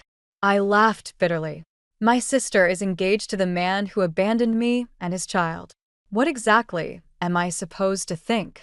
My father stepped forward, his voice low and dangerous. You will not speak to your mother that way. You made your choice, Clara. You have no right to judge Vera for hers. My choice. I felt my control slipping. You mean my choice to keep my baby? To not bow to your precious reputation? Enough. My father roared. Get out of this house. You are no longer a part of this family. As I turned to leave, a flash of movement caught my eye. A framed photo on the mantel, one I'd never noticed before. It showed a young boy with a familiar smile, my smile. Who is that? I demanded, pointing at the photo. My parents exchanged a panicked look. It's no one, my mother said quickly. An old family friend. But I knew she was lying. The resemblance was unmistakable. I have a brother, don't I? What happened to him? Where is he now? The silence that followed was deafening. My father's face had turned ashen, while my mother looked close to tears. His name is Eli, a voice said from behind me. I turned to see Vera standing in the doorway, her expression a mix of guilt and resolve. He's our older brother. They sent him away when he was diagnosed with autism. They didn't want a defective child ruining their perfect image. The truth hit me like a physical blow. Another child, cast aside for the sake of appearances. Just like me. Just like Mason. In that moment, something inside me hardened. I would find Eli. I would uncover every dirty secret this family had buried. And I would make sure the truth came to light, no matter the cost. As I stormed out of the house, I could hear my parents arguing with Vera. But I didn't care. I had a new mission now, a purpose that burned brighter than my anger or hurt. I would find my brother, and together, we would tear down the lies that had shaped our lives for far too long. The address Vera had given me led to a modest apartment complex on the outskirts of town. My heart raced as I approached the door marked 3B. This was it. After weeks of searching, I was finally going to meet Eli, the brother I never knew I had. I knocked, my hand trembling slightly. The door opened, revealing a man in his early 30s with familiar eyes, my eyes. "Eli?" I asked, my voice barely above a whisper. He nodded, a mix of curiosity and apprehension on his face. "You must be Clara."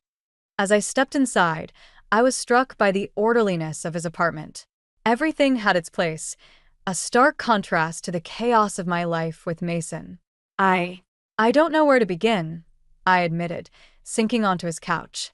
Eli sat across from me, his movements deliberate and precise. "The beginning is usually a good place," he said, a hint of a smile playing at his lips. And so I told him everything. The pregnancy, Grant's abandonment, our parents' ultimatum, and my decision to keep Mason. As I spoke, Eli listened intently, his expression unreadable. When I finished, he was quiet for a long moment. Then, "They haven't changed, have they?" I shook my head. "No, they haven't." "Eli, what happened? Why did they send you away?" His eyes clouded with old pain. "I was diagnosed with autism when I was 5.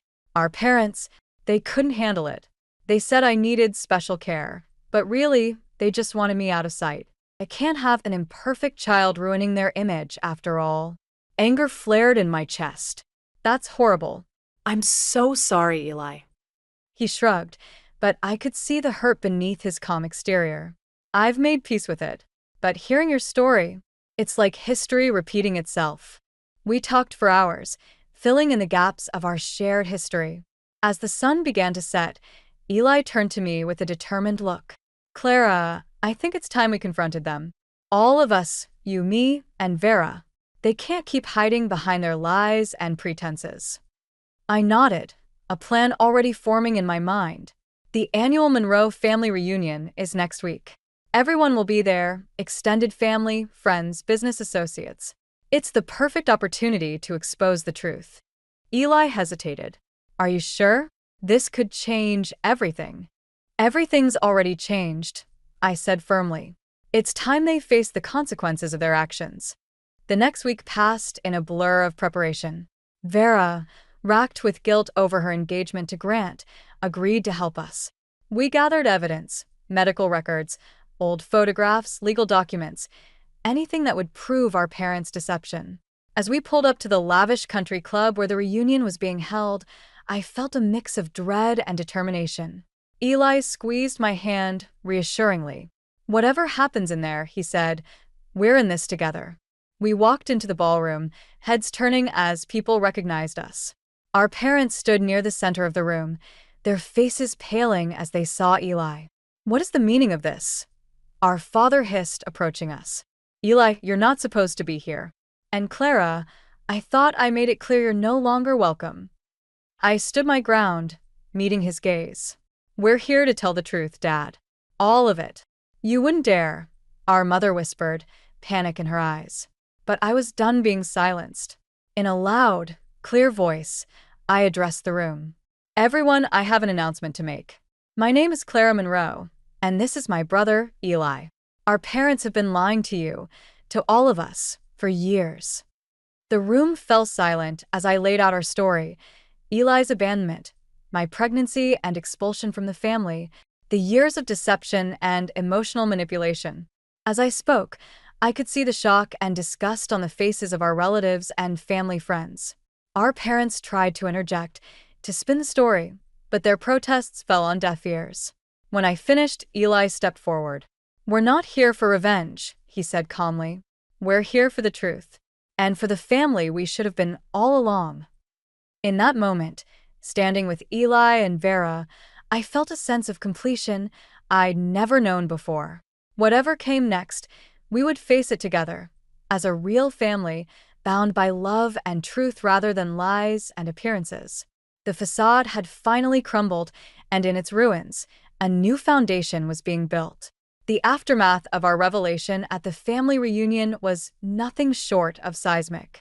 Our parents' carefully constructed facade crumbled before our eyes, leaving them exposed and vulnerable in a way I'd never seen before. In the weeks that followed, the repercussions rippled through every aspect of their lives. Dad's law firm partners called for his resignation, unwilling to be associated with someone who'd abandoned his own child. Mom's social circle, once her pride and joy, shrank as former friends distanced themselves from the scandal. Vera, caught in the middle of it all, finally found her voice. She broke off her engagement to Grant, realizing that she'd been seeking our parents' approval at the cost of her own happiness and morals. "I'm so sorry, Clara," she said one afternoon as we sat in Aunt Mabel's garden, watching Mason toddle around. "I should have stood up for you from the beginning." I squeezed her hand. We were all trapped in their web of lies. What matters is that we're free now. Eli, too, was finding his place in our newly reformed family. He and Mason formed an instant bond, their shared curiosity about the world creating a beautiful connection. As for our parents, they made a few attempts at reconciliation, but their words rang hollow. They spoke of forgiveness and moving forward, but I could see in their eyes that they still didn't understand the depth of their betrayal. "I don't hate you," I told them during our final meeting, "but I can't have you in my life, or Mason's life, until you truly understand and change." It was a difficult decision, but one I knew was necessary for my own healing and for Mason's future. Months passed, and life settled into a new rhythm. I graduated from community college with honors, Eli started a support group for adults with autism, and Vera found her passion working for a nonprofit that helped single mothers. It was at one of Vera's fundraising events that I met Henry. He was a widower with a young daughter named Lila, and from the moment we started talking, I felt a connection I'd never experienced before. Our relationship grew slowly, built on mutual respect and understanding. Henry never tried to replace Grant in Mason's life, but he became a steady, loving presence for both of us. On a warm summer evening, 2 years after that fateful family reunion, Henry proposed. As I looked at the simple, elegant ring on my finger, I felt a sense of peace wash over me. That night, as I tucked Mason into bed, he asked, "Mommy, are we going to be a real family now?" I smiled, brushing his hair back from his forehead. "We've always been a real family, sweetheart. Henry and Lila are just making our family a little bigger." As I closed his bedroom door, I caught sight of the family photo on the wall. Mason, Eli, Vera, Aunt Mabel, Uncle Roy, Henry, and Lila. This was my family now, bound not by blood or obligation, but by love, acceptance, and shared experiences. I thought back to that scared, pregnant girl I'd been, feeling alone and rejected by those who should have loved me most. If I could go back, I'd tell her that the road ahead would be hard, but that it would lead to a life fuller and more beautiful than she could have imagined.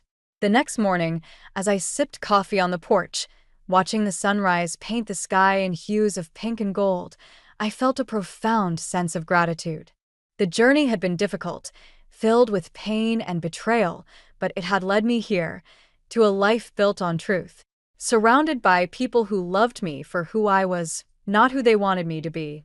I placed a hand on my stomach, smiling at the secret I'd yet to share with anyone. Another life was growing inside me, a symbol of the love and trust Henry and I had built together.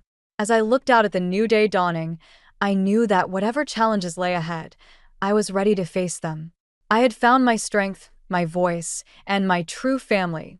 The facade had fallen, and in its place stood something real, something lasting. This was my new beginning, my chance to break the cycle and create a legacy of love and acceptance for my children. And I was ready to embrace every moment of it.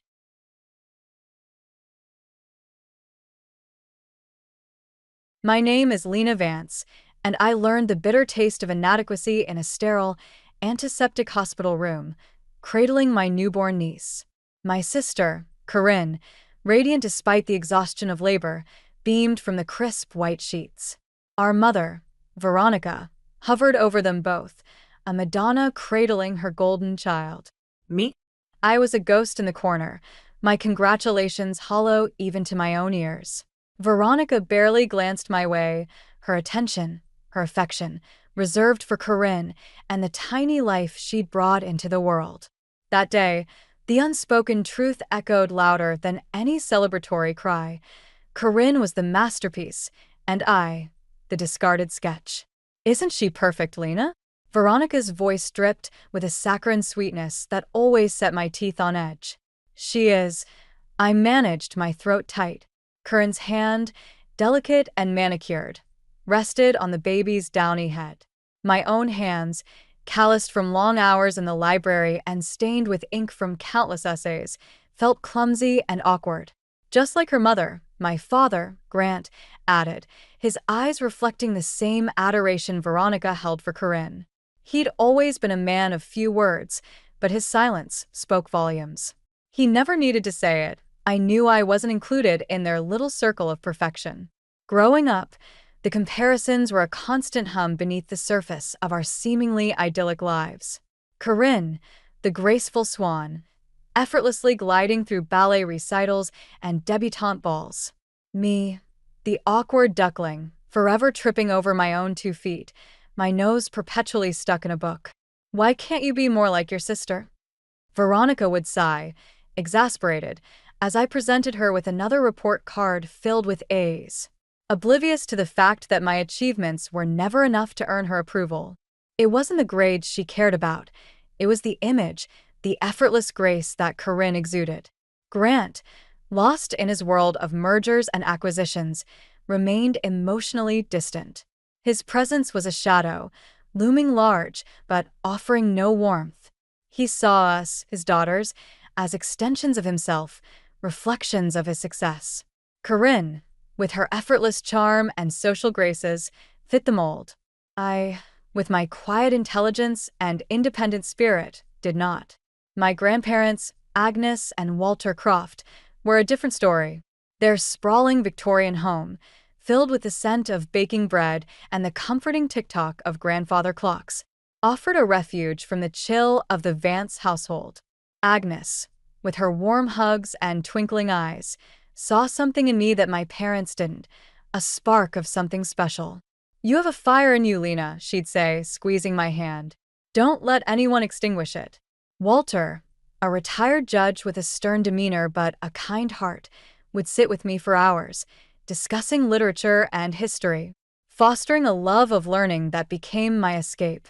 "Knowledge is power, Lena," he'd tell me, his voice gruff but laced with affection. Never underestimate its value. Their love, however, was a fragile shield against the constant barrage of criticism at home. There was always an undercurrent of tension, a subtle reminder that I was not truly one of them. Perhaps it was the hushed whispers behind closed doors, the strained smiles exchanged between my mother and Agnes, or the way Walter would sometimes look at me with a mixture of affection and pity. Whatever it was, I couldn't shake the feeling that even in their sanctuary, I was an outsider, a guest in my own family. I was trapped in a gilded cage, surrounded by the trappings of wealth and privilege, yet starved for the one thing I craved most: acceptance. The summer I turned 16, Damon Thorne strolled into my life like a rogue wave, disrupting the stagnant waters of my existence. He was a friend of my father's, a self-made entrepreneur with a magnetic personality and a reputation that preceded him. He exuded an air of dangerous charm, a blend of sophistication and rebellion that both intrigued and intimidated me. Our first encounter was at a charity gala, an event I dreaded attending. Surrounded by chattering socialites and their preening escorts, I felt like a specimen under a microscope. Damon, noticing my discomfort, detached himself from a group of investors and approached me with a glass of champagne in hand. "You look like you'd rather be anywhere else," he remarked, a twinkle in his eye. "You have no idea," I muttered, taking a hesitant sip of the bubbly liquid. He chuckled, a low rumble in his chest. "Then why are you here?" "Parental obligation," I replied dryly. He raised an eyebrow, intrigued. We talked for hours that night, discussing everything from literature and philosophy to business and politics. He listened with an intensity that made me feel seen, truly seen, for the first time in my life. Damon became a fixture in my life, a mentor, a confidant, a much-needed escape from the suffocating atmosphere of my home. He encouraged my intellectual curiosity, nurtured my ambition, and validated my feelings of inadequacy in a way that no one else ever had. He saw the potential that my family so readily dismissed. "You're sharper than your father, Lena," he'd say, his voice low and conspiratorial, and twice as ambitious. "Don't let them hold you back." He introduced me to a world beyond debutante balls and country club luncheons, a world of art galleries, independent films, and late-night conversations fueled by strong coffee and even stronger opinions. He opened my eyes to the inequalities of the world, the subtle yet pervasive injustices that simmered beneath the surface of our privileged lives. But even then, cracks were beginning to show in Damon's carefully constructed facade. Whispers followed him like shadows, rumors of shady deals, ruthless business tactics, and a string of broken hearts left in his wake. I chose to ignore them, blinded by my own need for acceptance and validation. He was the first person to truly believe in me, and I clung to that belief like a lifeline. Meanwhile, Corinne, despite her outward perfection, was starting to unravel. The pressure of being the golden child was taking its toll. Behind the flawless makeup and designer clothes, a deep-seated insecurity festered. She confided in me one night, her voice barely above a whisper, her carefully constructed composure crumbling. "It's all a lie, Lena," she confessed, her eyes filled with a desperate sadness. "I'm not who they think I am." I wanted to comfort her, to offer her the same solace that Damon offered me, but a wall of resentment stood between us, built on years of unspoken rivalry and perceived favoritism. I couldn't bring myself to bridge the gap, to admit that I, too, felt like an imposter in my own life. The cracks in the Vance family's carefully curated image were starting to widen, threatening to shatter the illusion of perfection they'd so meticulously crafted. My father's investments, once a source of pride and boasting, began to sour. The whispers in the country club grew louder, laced with speculation and thinly veiled schadenfreude. My mother, usually so composed, became increasingly agitated, her anxieties spilling over in sharp words and irrational demands. And Damon, ever the opportunist, watched from the sidelines, his eyes gleaming with a predatory glint. He offered my father advice, whispered strategies, and consolidated his influence within the family. His presence became a constant, a shadow lurking in the corners of our lives, waiting for the opportune moment to strike. One evening, he pulled me aside, his expression serious. "Your father is in trouble, Lena," he said, his voice low and urgent. "Deeper than he realizes." My stomach dropped. I knew things weren't good, but the fear in Damon's eyes told me the situation was far worse than I'd imagined. He went on to explain the complexities of my father's failing investments, the precarious position he was in, and the potential consequences for our family. He offered me a choice, a veiled ultimatum that would forever alter the course of my life. "You can stand by and watch your family crumble," he said, his voice laced with a chilling calmness. "Or you can join me, and we can build something new, something stronger, something that can't be broken." His words hung in the air, heavy with unspoken promises and dangerous possibilities. I was trapped between loyalty to a family that had never truly accepted me and the allure of a future free from their suffocating expectations. The gilded cage was about to shatter, and I had to decide whether to stay amidst the ruins or forge my own path, even if it meant walking hand in hand with the devil himself. The catalyst arrived in the form of a hushed phone call in the dead of night. My mother's voice, strained and brittle, shattered the fragile peace of my sleep. "Your father, he's gone." The words hung in the air, heavy with unspoken implications. He hadn't simply gone, he'd vanished, leaving behind a gaping hole in our lives and a mountain of debt that threatened to bury us alive. The carefully constructed facade of the Vance family crumbled overnight. The whispers turned into shouts, the speculation into accusations. The social circles that had once embraced us now shunned us, their sympathy as thin and brittle as the ice on a winter pond. Veronica, stripped of her social standing and financial security, became a ghost of her former self. drifting through the hollow shell of our once grand home. Corinne, her carefully curated world shattered, retreated into a haze of denial and self-pity. The pressure of being the perfect daughter, the burden of upholding the family's crumbling image, proved too much to bear. She turned to alcohol and fleeting romances, seeking solace in the arms of men who saw her not as a person, but as a symbol of her family's former glory. It was Damon who stepped in, seemingly to pick up the pieces. He offered legal advice, financial assistance, and a shoulder to cry on for my distraught mother. He orchestrated the sale of our family home, a necessary but painful act that severed the last tangible link to our past. He even secured a place for Corinne in a prestigious rehab facility, shielding her from the prying eyes of the media and the judgment of our former social circle. His actions, on the surface, appeared altruistic, but I couldn't shake the feeling that he was playing a deeper game, manipulating the chaos to his advantage. My unease grew with each passing day, fueled by his cryptic remarks and knowing glances. "Your father made some unwise decisions, Lena," he'd say, his voice laced with a mixture of pity and something darker, something that resembled satisfaction. But every crisis presents an opportunity. He began to involve me in his business dealings, introducing me to his network of investors and lawyers. He taught me the language of finance, the art of negotiation, the subtle but powerful ways to leverage power and influence. He was grooming me, molding me into his protege, his accomplice. "You're advanced, Lena," he'd remind me. "You have the blood of a winner in your veins. Don't let your father's mistakes define you." I threw myself into my work, desperate to prove him right, to reclaim some semblance of control in a world that had been turned upside down. I learned quickly, absorbing information like a sponge, my ambition fueled by a potent cocktail of resentment and a desire to prove my family wrong. One evening, Damon took me to a clandestine meeting in a dimly lit back room of an exclusive club. The air was thick with cigar smoke and hushed whispers.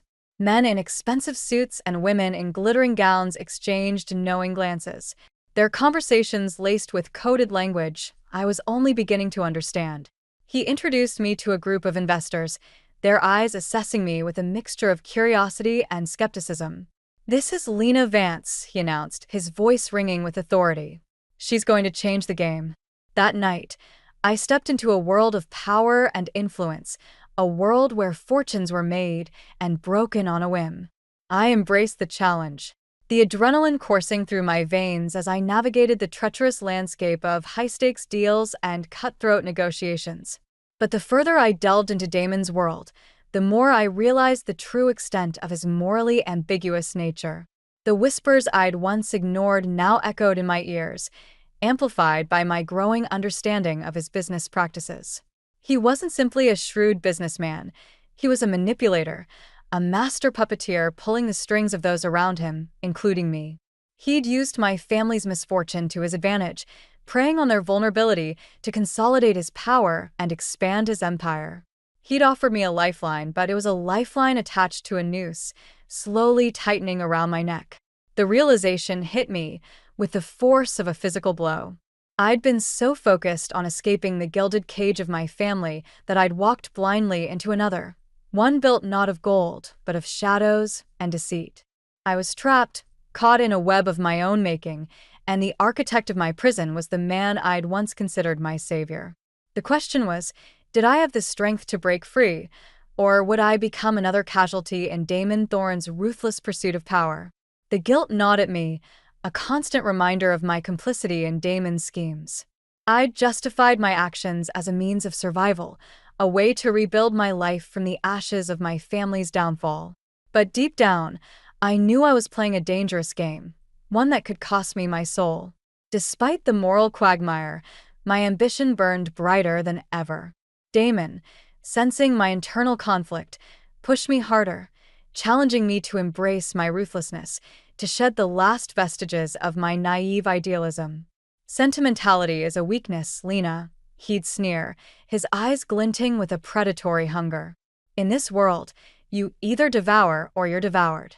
He threw me into the deep end, entrusting me with increasingly complex deals, testing my limits, pushing me to the brink of my moral capacity.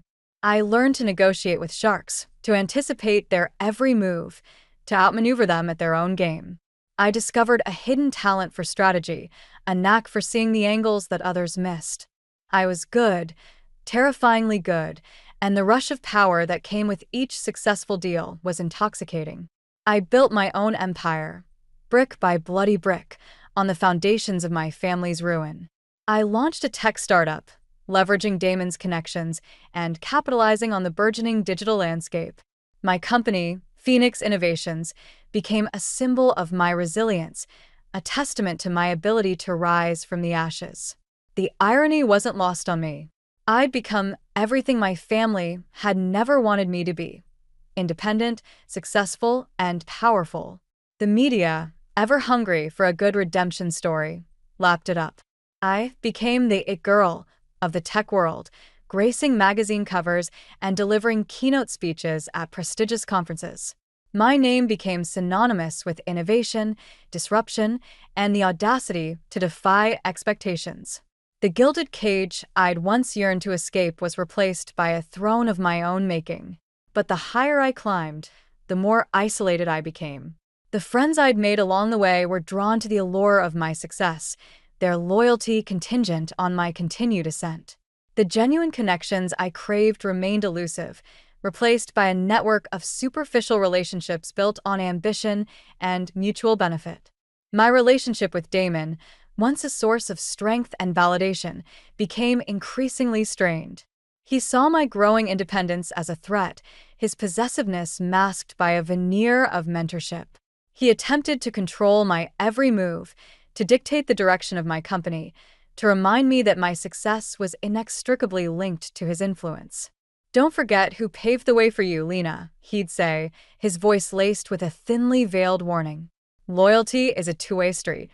I chafed under his control, the resentment simmering beneath the surface. I'd become the very thing I'd once despised: a manipulator, a player in a game with no real winners. The guilt I'd tried to suppress resurfaced with a vengeance, amplified by the growing realization that I'd become a pawn in Damon's grand scheme. One evening, he summoned me to his penthouse office overlooking the city. The sprawling cityscape, a tapestry of glittering lights and towering skyscrapers, seemed to mock the emptiness I felt inside. He poured me a glass of expensive scotch, his movements deliberate, his eyes studying me with an unsettling intensity. "I have a proposition for you, Lena," he began, his voice smooth as silk. "One that will solidify your position at the top." He outlined a plan, a complex and audacious scheme that would crush our competitors and cement our dominance in the industry. It was brilliant, ruthless, and undeniably illegal. My stomach churned as I listened, the moral implications of his proposal weighing heavily on my conscience. "I can't do this, Damon," I said, my voice trembling slightly. "It's too much." He chuckled, a low, menacing sound that sent a shiver down my spine. "You've come too far to back out now, Lena," he said, his eyes hardening. "You're already in too deep." He leaned closer, his voice dropping to a whisper. "Besides, wouldn't you like to see your family suffer just a little bit more?"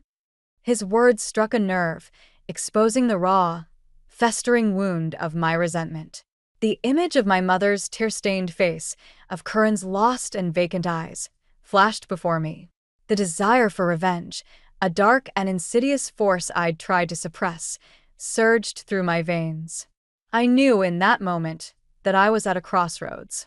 I could choose to walk away, to salvage what remained of my integrity, or I could succumb to the darkness, embrace the monster I was becoming, and unleash my fury on the family that had cast me aside. The unveiling was a slow, agonizing burn. My success, once a shield against my family's indifference, became a spotlight, illuminating the chasm that separated us. News of Phoenix Innovations' meteoric rise reached the ears of my estranged family, drawing them back into my orbit like moths to a flame. Veronica, her pride wounded but her desperation palpable, was the first to make contact. She called, her voice a fragile echo of its former imperiousness, feigning concern for my well-being, expressing a belated pride in my accomplishments. I listened, my heart a cold, hard stone in my chest, recognizing the thinly veiled plea for financial assistance beneath her carefully chosen words. "It's good to hear from you, Mother," I replied, my voice devoid of warmth. We arranged a lunch, a stilted and uncomfortable affair in a trendy restaurant frequented by the city's elite. She arrived dressed in a faded imitation of her former elegance, her eyes scanning the room, searching for familiar faces, for a glimmer of her lost social standing. "You've done well for yourself, Lena," she said, her voice laced with a forced cheerfulness. "Your father would have been so proud." The mention of my father, the man whose absence had shaped my life, tightened the knot of resentment in my stomach. I didn't respond, letting the silence hang heavy between us. Corinne, fresh out of rehab, followed suit. She looked healthier, her eyes clearer, but a shadow of her former vibrancy remained. She apologized for her past behavior, for the petty jealousies and rivalries that had defined our relationship. Her words sounded sincere, but I couldn't shake the feeling that she, too, was driven by a hidden agenda. "I'm happy for you, Lena," she said, her voice hesitant. Truly, I wanted to believe her, to forgive her, to rebuild the sisterhood we'd never had. But the years of neglect and resentment had carved a deep chasm between us. Even Grant, or rather, the ghost of Grant, resurfaced. A letter arrived, postmarked from a small island in the Caribbean, a place where he'd apparently been hiding from his creditors and the wreckage of his former life. He wrote of regret, of remorse, of a belated recognition of his failings as a father. He asked for forgiveness, for a chance to reconnect, to make amends for the past. His words rang hollow, a desperate attempt to absolve himself of his sins. Their sudden reappearance, their feigned support, only fueled my desire for revenge. Damon, sensing my resolve, offered his guidance, his expertise in the art of manipulation. He helped me orchestrate a plan, a subtle but devastating campaign to expose their hypocrisy and dismantle their carefully constructed illusions. "They want a piece of the pie, Lena," he said, his eyes gleaming with malicious intent. "Let's give them what they want, but on our terms." I used my newfound wealth and influence to lure them back into my life, dangling the promise of financial security and social redemption. I offered Veronica a position on the board of Phoenix Innovations, a symbolic gesture that would restore her social standing but give her no real power. I funded Corinne's passion project, a fashion line that I knew was doomed to fail, a subtle way to expose her lack of talent and business acumen. I even responded to Grant's letter, offering him a chance to return, to face the consequences of his actions, and to witness the empire I'd built from the ashes of his destruction. The Vance family, blinded by their own greed and desperation, walked willingly into my trap. They reveled in the reflected glory of my success, oblivious to the fact that they were dancing on a stage of my design, playing roles I had carefully scripted. The climax arrived at the launch party for Corinne's fashion line. The venue was packed with industry insiders, socialites, and members of the press. Corinne, dressed in a creation of her own design, radiated a nervous excitement, her eyes searching for validation, for a sign that she'd finally escaped her family's shadow. I watched from the sidelines, a glass of champagne in hand, my expression carefully neutral. As the evening progressed, the cracks in Corinne's carefully constructed facade began to show. The collection, a mishmash of ill-fitting garments and questionable design choices, was met with polite applause and thinly veiled criticism. The whispers started, the same whispers that had once haunted my childhood, now directed at my sister.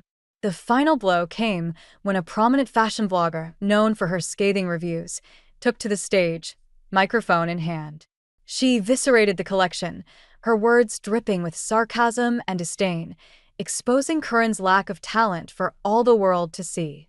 Corinne, her face pale and tear-streaked, fled the stage, her dreams of fashion glory crumbling around her.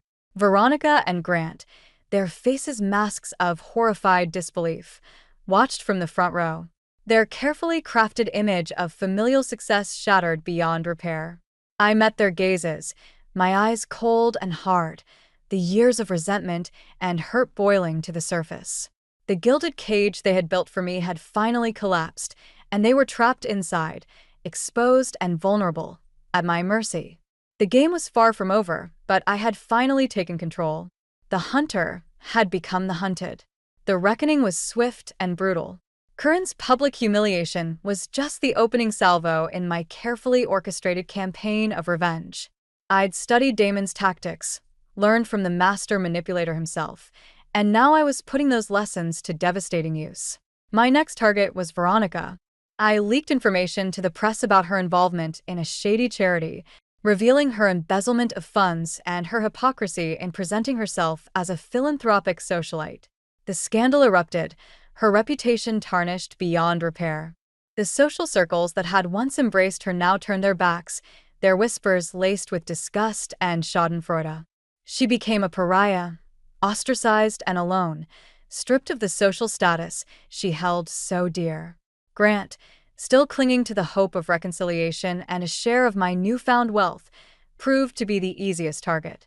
I presented him with a carefully worded contract, offering him a substantial sum of money in exchange for a full confession of his financial misdeeds and his abandonment of his family. He signed without hesitation, blinded by greed and oblivious to the trap I'd laid. I then leaked the confession to the authorities, ensuring that he would face the legal consequences of his actions. He fled the country, a disgraced fugitive, his dreams of a comfortable retirement replaced by the harsh reality of life on the run. With my parents neutralized, I turned my attention to the silent accomplices in their cruelty, my grandparents. Agnes and Walter, despite their moments of kindness, had ultimately chosen to protect their daughter, turning a blind eye to her emotional abuse and enabling her destructive behavior. I confronted them in their Victorian home, the scent of baking bread now replaced by the stale odor of decay and regret. I laid bare the years of hurt, the scars of their indifference, the pain of their complicity. Agnes, her eyes filled with tears, attempted to defend her actions, clinging to the maternal instinct to protect her child. Walter, his face etched with shame, remained silent, his gaze fixed on the worn Persian rug beneath his feet. "You knew," I accused, my voice trembling with suppressed rage. "You knew what she was doing to me, and you did nothing." The confrontation was a cathartic release, a purging of the years of unspoken resentment. It didn't bring me the satisfaction I'd craved, but it did bring a sense of closure, a final severing of the ties that bound me to my toxic family. But my victory was short-lived. As the dust settled, as the wreckage of my family's lives lay scattered around me, I began to question the cost of my revenge. The emptiness I'd felt before intensified, amplified by the realization that I'd become the very thing I despised, a manipulator, a destroyer of lives. And then, the final blow. Damon, his eyes gleaming with a chilling triumph, revealed the true extent of his manipulation. He'd orchestrated my father's downfall, deliberately sabotaging his investments to create the chaos that had propelled me into his orbit. He'd used me, exploited my vulnerability and my desire for revenge, to further his own ambitions. "You were a pawn in my game, Lena," he confessed, his voice devoid of remorse. "A means to an end." His betrayal cut deeper than any wound inflicted by my family. He'd been my mentor, my confidant, the one person I'd thought I could trust. Now I saw him for who he truly was, a predator, a master manipulator who had used my pain for his own gain. The realization shattered me, the weight of my actions crushing me beneath its weight. I'd sought revenge, but all I'd found was ashes, the remnants of a life consumed by anger and resentment. I destroyed my family, but in doing so, I'd also destroyed myself. I confronted him, the fury coursing through my veins giving me a strength I didn't know I possessed. I accused him of his treachery, his manipulation, his utter disregard for human decency. He laughed, a cold, hollow sound that echoed in the opulent emptiness of his penthouse office. "You're just like me, Lena," he said, his eyes mocking me. "You just haven't learned to embrace it yet." His words struck a nerve, a terrifying truth I could no longer deny. I had become a monster, a reflection of the very people I'd sought to destroy. The gilded cage had been replaced by a prison of my own making, and the bars were forged, not of gold, but of my own bitterness and rage. I was trapped, alone, and lost in the darkness of my own creation. The question now wasn't how to escape, but whether I could find a way to forgive myself, to salvage what remained of my soul, and to rebuild a life worth living. The price of silence was a deafening roar in my ears. Damon's betrayal had shattered the last vestiges of my carefully constructed world, leaving me adrift in a sea of doubt and self-loathing. I'd become a mirror image of the people I despised, a manipulator, a destroyer, a prisoner of my own rage. I retreated from the world, seeking refuge in the quiet solitude of my apartment. The city lights, once a symbol of my triumph, now seemed to mock my isolation. The silence of my apartment was broken only by the ghosts of my past, the whispers of my conscience, the relentless accusations of my own guilt. I needed to confront the truth, to face the wreckage I'd created. I started with Veronica and Grant. I arranged a meeting, not in a public space, but in the ruins of our former family home, a stark reminder of the life we'd lost. The house was a hollow shell, stripped of its former grandeur, the air thick with dust and the memories of happier times. Veronica sat on a packing crate, her face etched with lines of weariness and regret. Grant paced nervously, his eyes darting around the room, as if searching for an escape. "I know," I began, my voice trembling slightly. "I know about Damon, about his role in Dad's downfall." The silence hung heavy in the air, broken only by the creak of the floorboards beneath Grant's restless feet. He finally stopped pacing, his eyes meeting mine, a flicker of fear in their depths. He promised," he stammered, his voice barely above a whisper. "He promised he could save us." Veronica remained silent, her gaze fixed on the floor, her shoulders slumped in defeat. The truth, raw and ugly, hung in the air between us. They'd been willing participants in their own destruction, blinded by their greed and their misplaced trust in a man who had used them both. I told them everything about Damon's manipulation, about my own complicity, about the years of resentment that had fueled my desire for revenge. The confession was a painful but necessary act, a purging of the poison that had festered within me for so long. The confrontation with my grandparents was even more difficult. They'd retreated further into their world of denial, clinging to the belief that their daughter was blameless, that I was the architect of my own misfortune. I didn't spare them the details, recounting the years of subtle but damaging emotional neglect, the constant comparisons to Corinne, the silent complicity that had allowed the cycle of abuse to continue. Agnes wept, her frail body shaking with sobs, her cries a mixture of grief and guilt. Walter, his face pale and drawn, finally broke his silence. He confessed to a long-held secret, a truth that shattered the last vestiges of my idealized image of my family. He revealed that I wasn't Grant's biological daughter. My real father was a man he'd met during a business trip, a fleeting affair he'd kept hidden for years. A secret that had shaped my life in ways I was only beginning to understand. The revelation hit me with the force of a physical blow, the ground shifting beneath my feet. It explained so much, the emotional distance, the lack of connection, the constant feeling of being an outsider in my own family. The truth, however painful, was also liberating. It freed me from the shackles of my family's expectations, from the burden of their judgment. I was no longer Lena Vance, the discarded sketch, the unwanted daughter. I was simply Lena, a woman forged in the fires of adversity, a survivor who had finally found her own voice. The pieces of the puzzle finally fell into place, revealing a picture far more complex and disturbing than I could have ever imagined. Damon had known about my true parentage, had used that knowledge to manipulate me, to fuel my resentment, to turn me into his weapon of revenge. I left the Croft house, the weight of the past lifting from my shoulders. The rage that had consumed me for so long began to dissipate, replaced by a profound sense of sadness, a quiet understanding of the complexities of family and the enduring power of secrets. The journey to healing had begun, a long and arduous path that would require me to confront my own demons and to forgive not only my family, but also myself. The gilded cage had been shattered, the prison of my own making dismantled. I was free, finally free, to build a future based not on revenge, but on self-acceptance and the promise of a new beginning. The echoes of the past reverberated through me, a constant reminder of the choices I'd made and the price I'd paid for revenge. The Vance family, once a monolithic symbol of wealth and privilege, was in ruins. Veronica, stripped of her social standing and financial security, found solace in volunteer work, her arrogance replaced by a quiet humility. Grant, a fugitive from justice, lived a solitary existence, haunted by the ghosts of his past mistakes.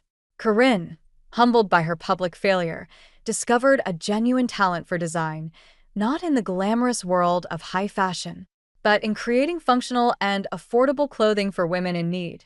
She found redemption not in the spotlight, but in the quiet satisfaction of using her skills to empower others. Agnes and Walter, their health failing, spent their remaining days in quiet contemplation, grappling with the consequences of their silence and the belated realization of the pain they had inflicted. They reached out to me, offering a genuine apology, a heartfelt expression of regret for the role they'd played in my suffering. I accepted their apology, not because I'd forgiven them completely, but because I recognized the futility of clinging to the past. Damon, his empire built on deceit and manipulation, eventually faced his own reckoning. His shady dealings came to light, his carefully constructed facade crumbling under the weight of his own greed. He was arrested, his reign of power brought to an abrupt and ignominious end. I watched the news reports with a strange detachment, feeling neither satisfaction nor triumph, only a weary sense of finality. I sold Phoenix Innovations, severing my ties to the world that Damon had created, the world that had almost consumed me. The money, once a symbol of my success and my revenge, now felt tainted, a reminder of the compromises I'd made. I donated a significant portion to various charities, focusing on organizations that supported women and children escaping abusive situations. It wasn't an act of atonement, but a small step towards rebuilding my life on a foundation of compassion and empathy. I left the city, seeking refuge in the quiet solitude of the countryside. I bought a small cottage, surrounded by rolling hills and fields of wildflowers, a place where I could finally breathe, where the echoes of the past were softened by the gentle whispers of the wind. I started writing, pouring my experiences onto the page, transforming the pain and anger into stories of resilience and hope. I wrote about the complexities of family, the enduring power of forgiveness, the importance of finding your own voice in a world that often tries to silence you. One crisp autumn afternoon, as I sat on my porch, watching the leaves turn vibrant shades of red and gold, I received a letter. It was from Corinne. She wrote of her newfound purpose, her passion for helping others, her gratitude for the second chance she'd been given. She wrote of forgiveness, of a desire to rebuild our relationship, to finally forge the sisterhood we'd never had. I closed my eyes, letting the warmth of the sun wash over me, a sense of peace settling in my heart. The journey had been long and arduous, a descent into darkness followed by a slow and painful climb towards the light. I'd made mistakes, terrible mistakes, but I'd also learned valuable lessons about the destructive nature of revenge, the importance of self-acceptance, and the enduring power of hope. I wrote back to Corinne, a simple message of acceptance, an invitation to visit, a promise of a new beginning. I didn't know what the future held, but I faced it with a newfound sense of clarity and purpose. I was no longer defined by my family's expectations, by Damon's manipulation, or by the mistakes of my past. I was Lena, a survivor, a storyteller, a woman who had finally found her own way home. My legacy wouldn't be one of wealth or power, but one of resilience, compassion, and the enduring strength of the human spirit. The gilded cage was gone, replaced by the boundless expanse of a future filled with possibility, a future I was finally free to create.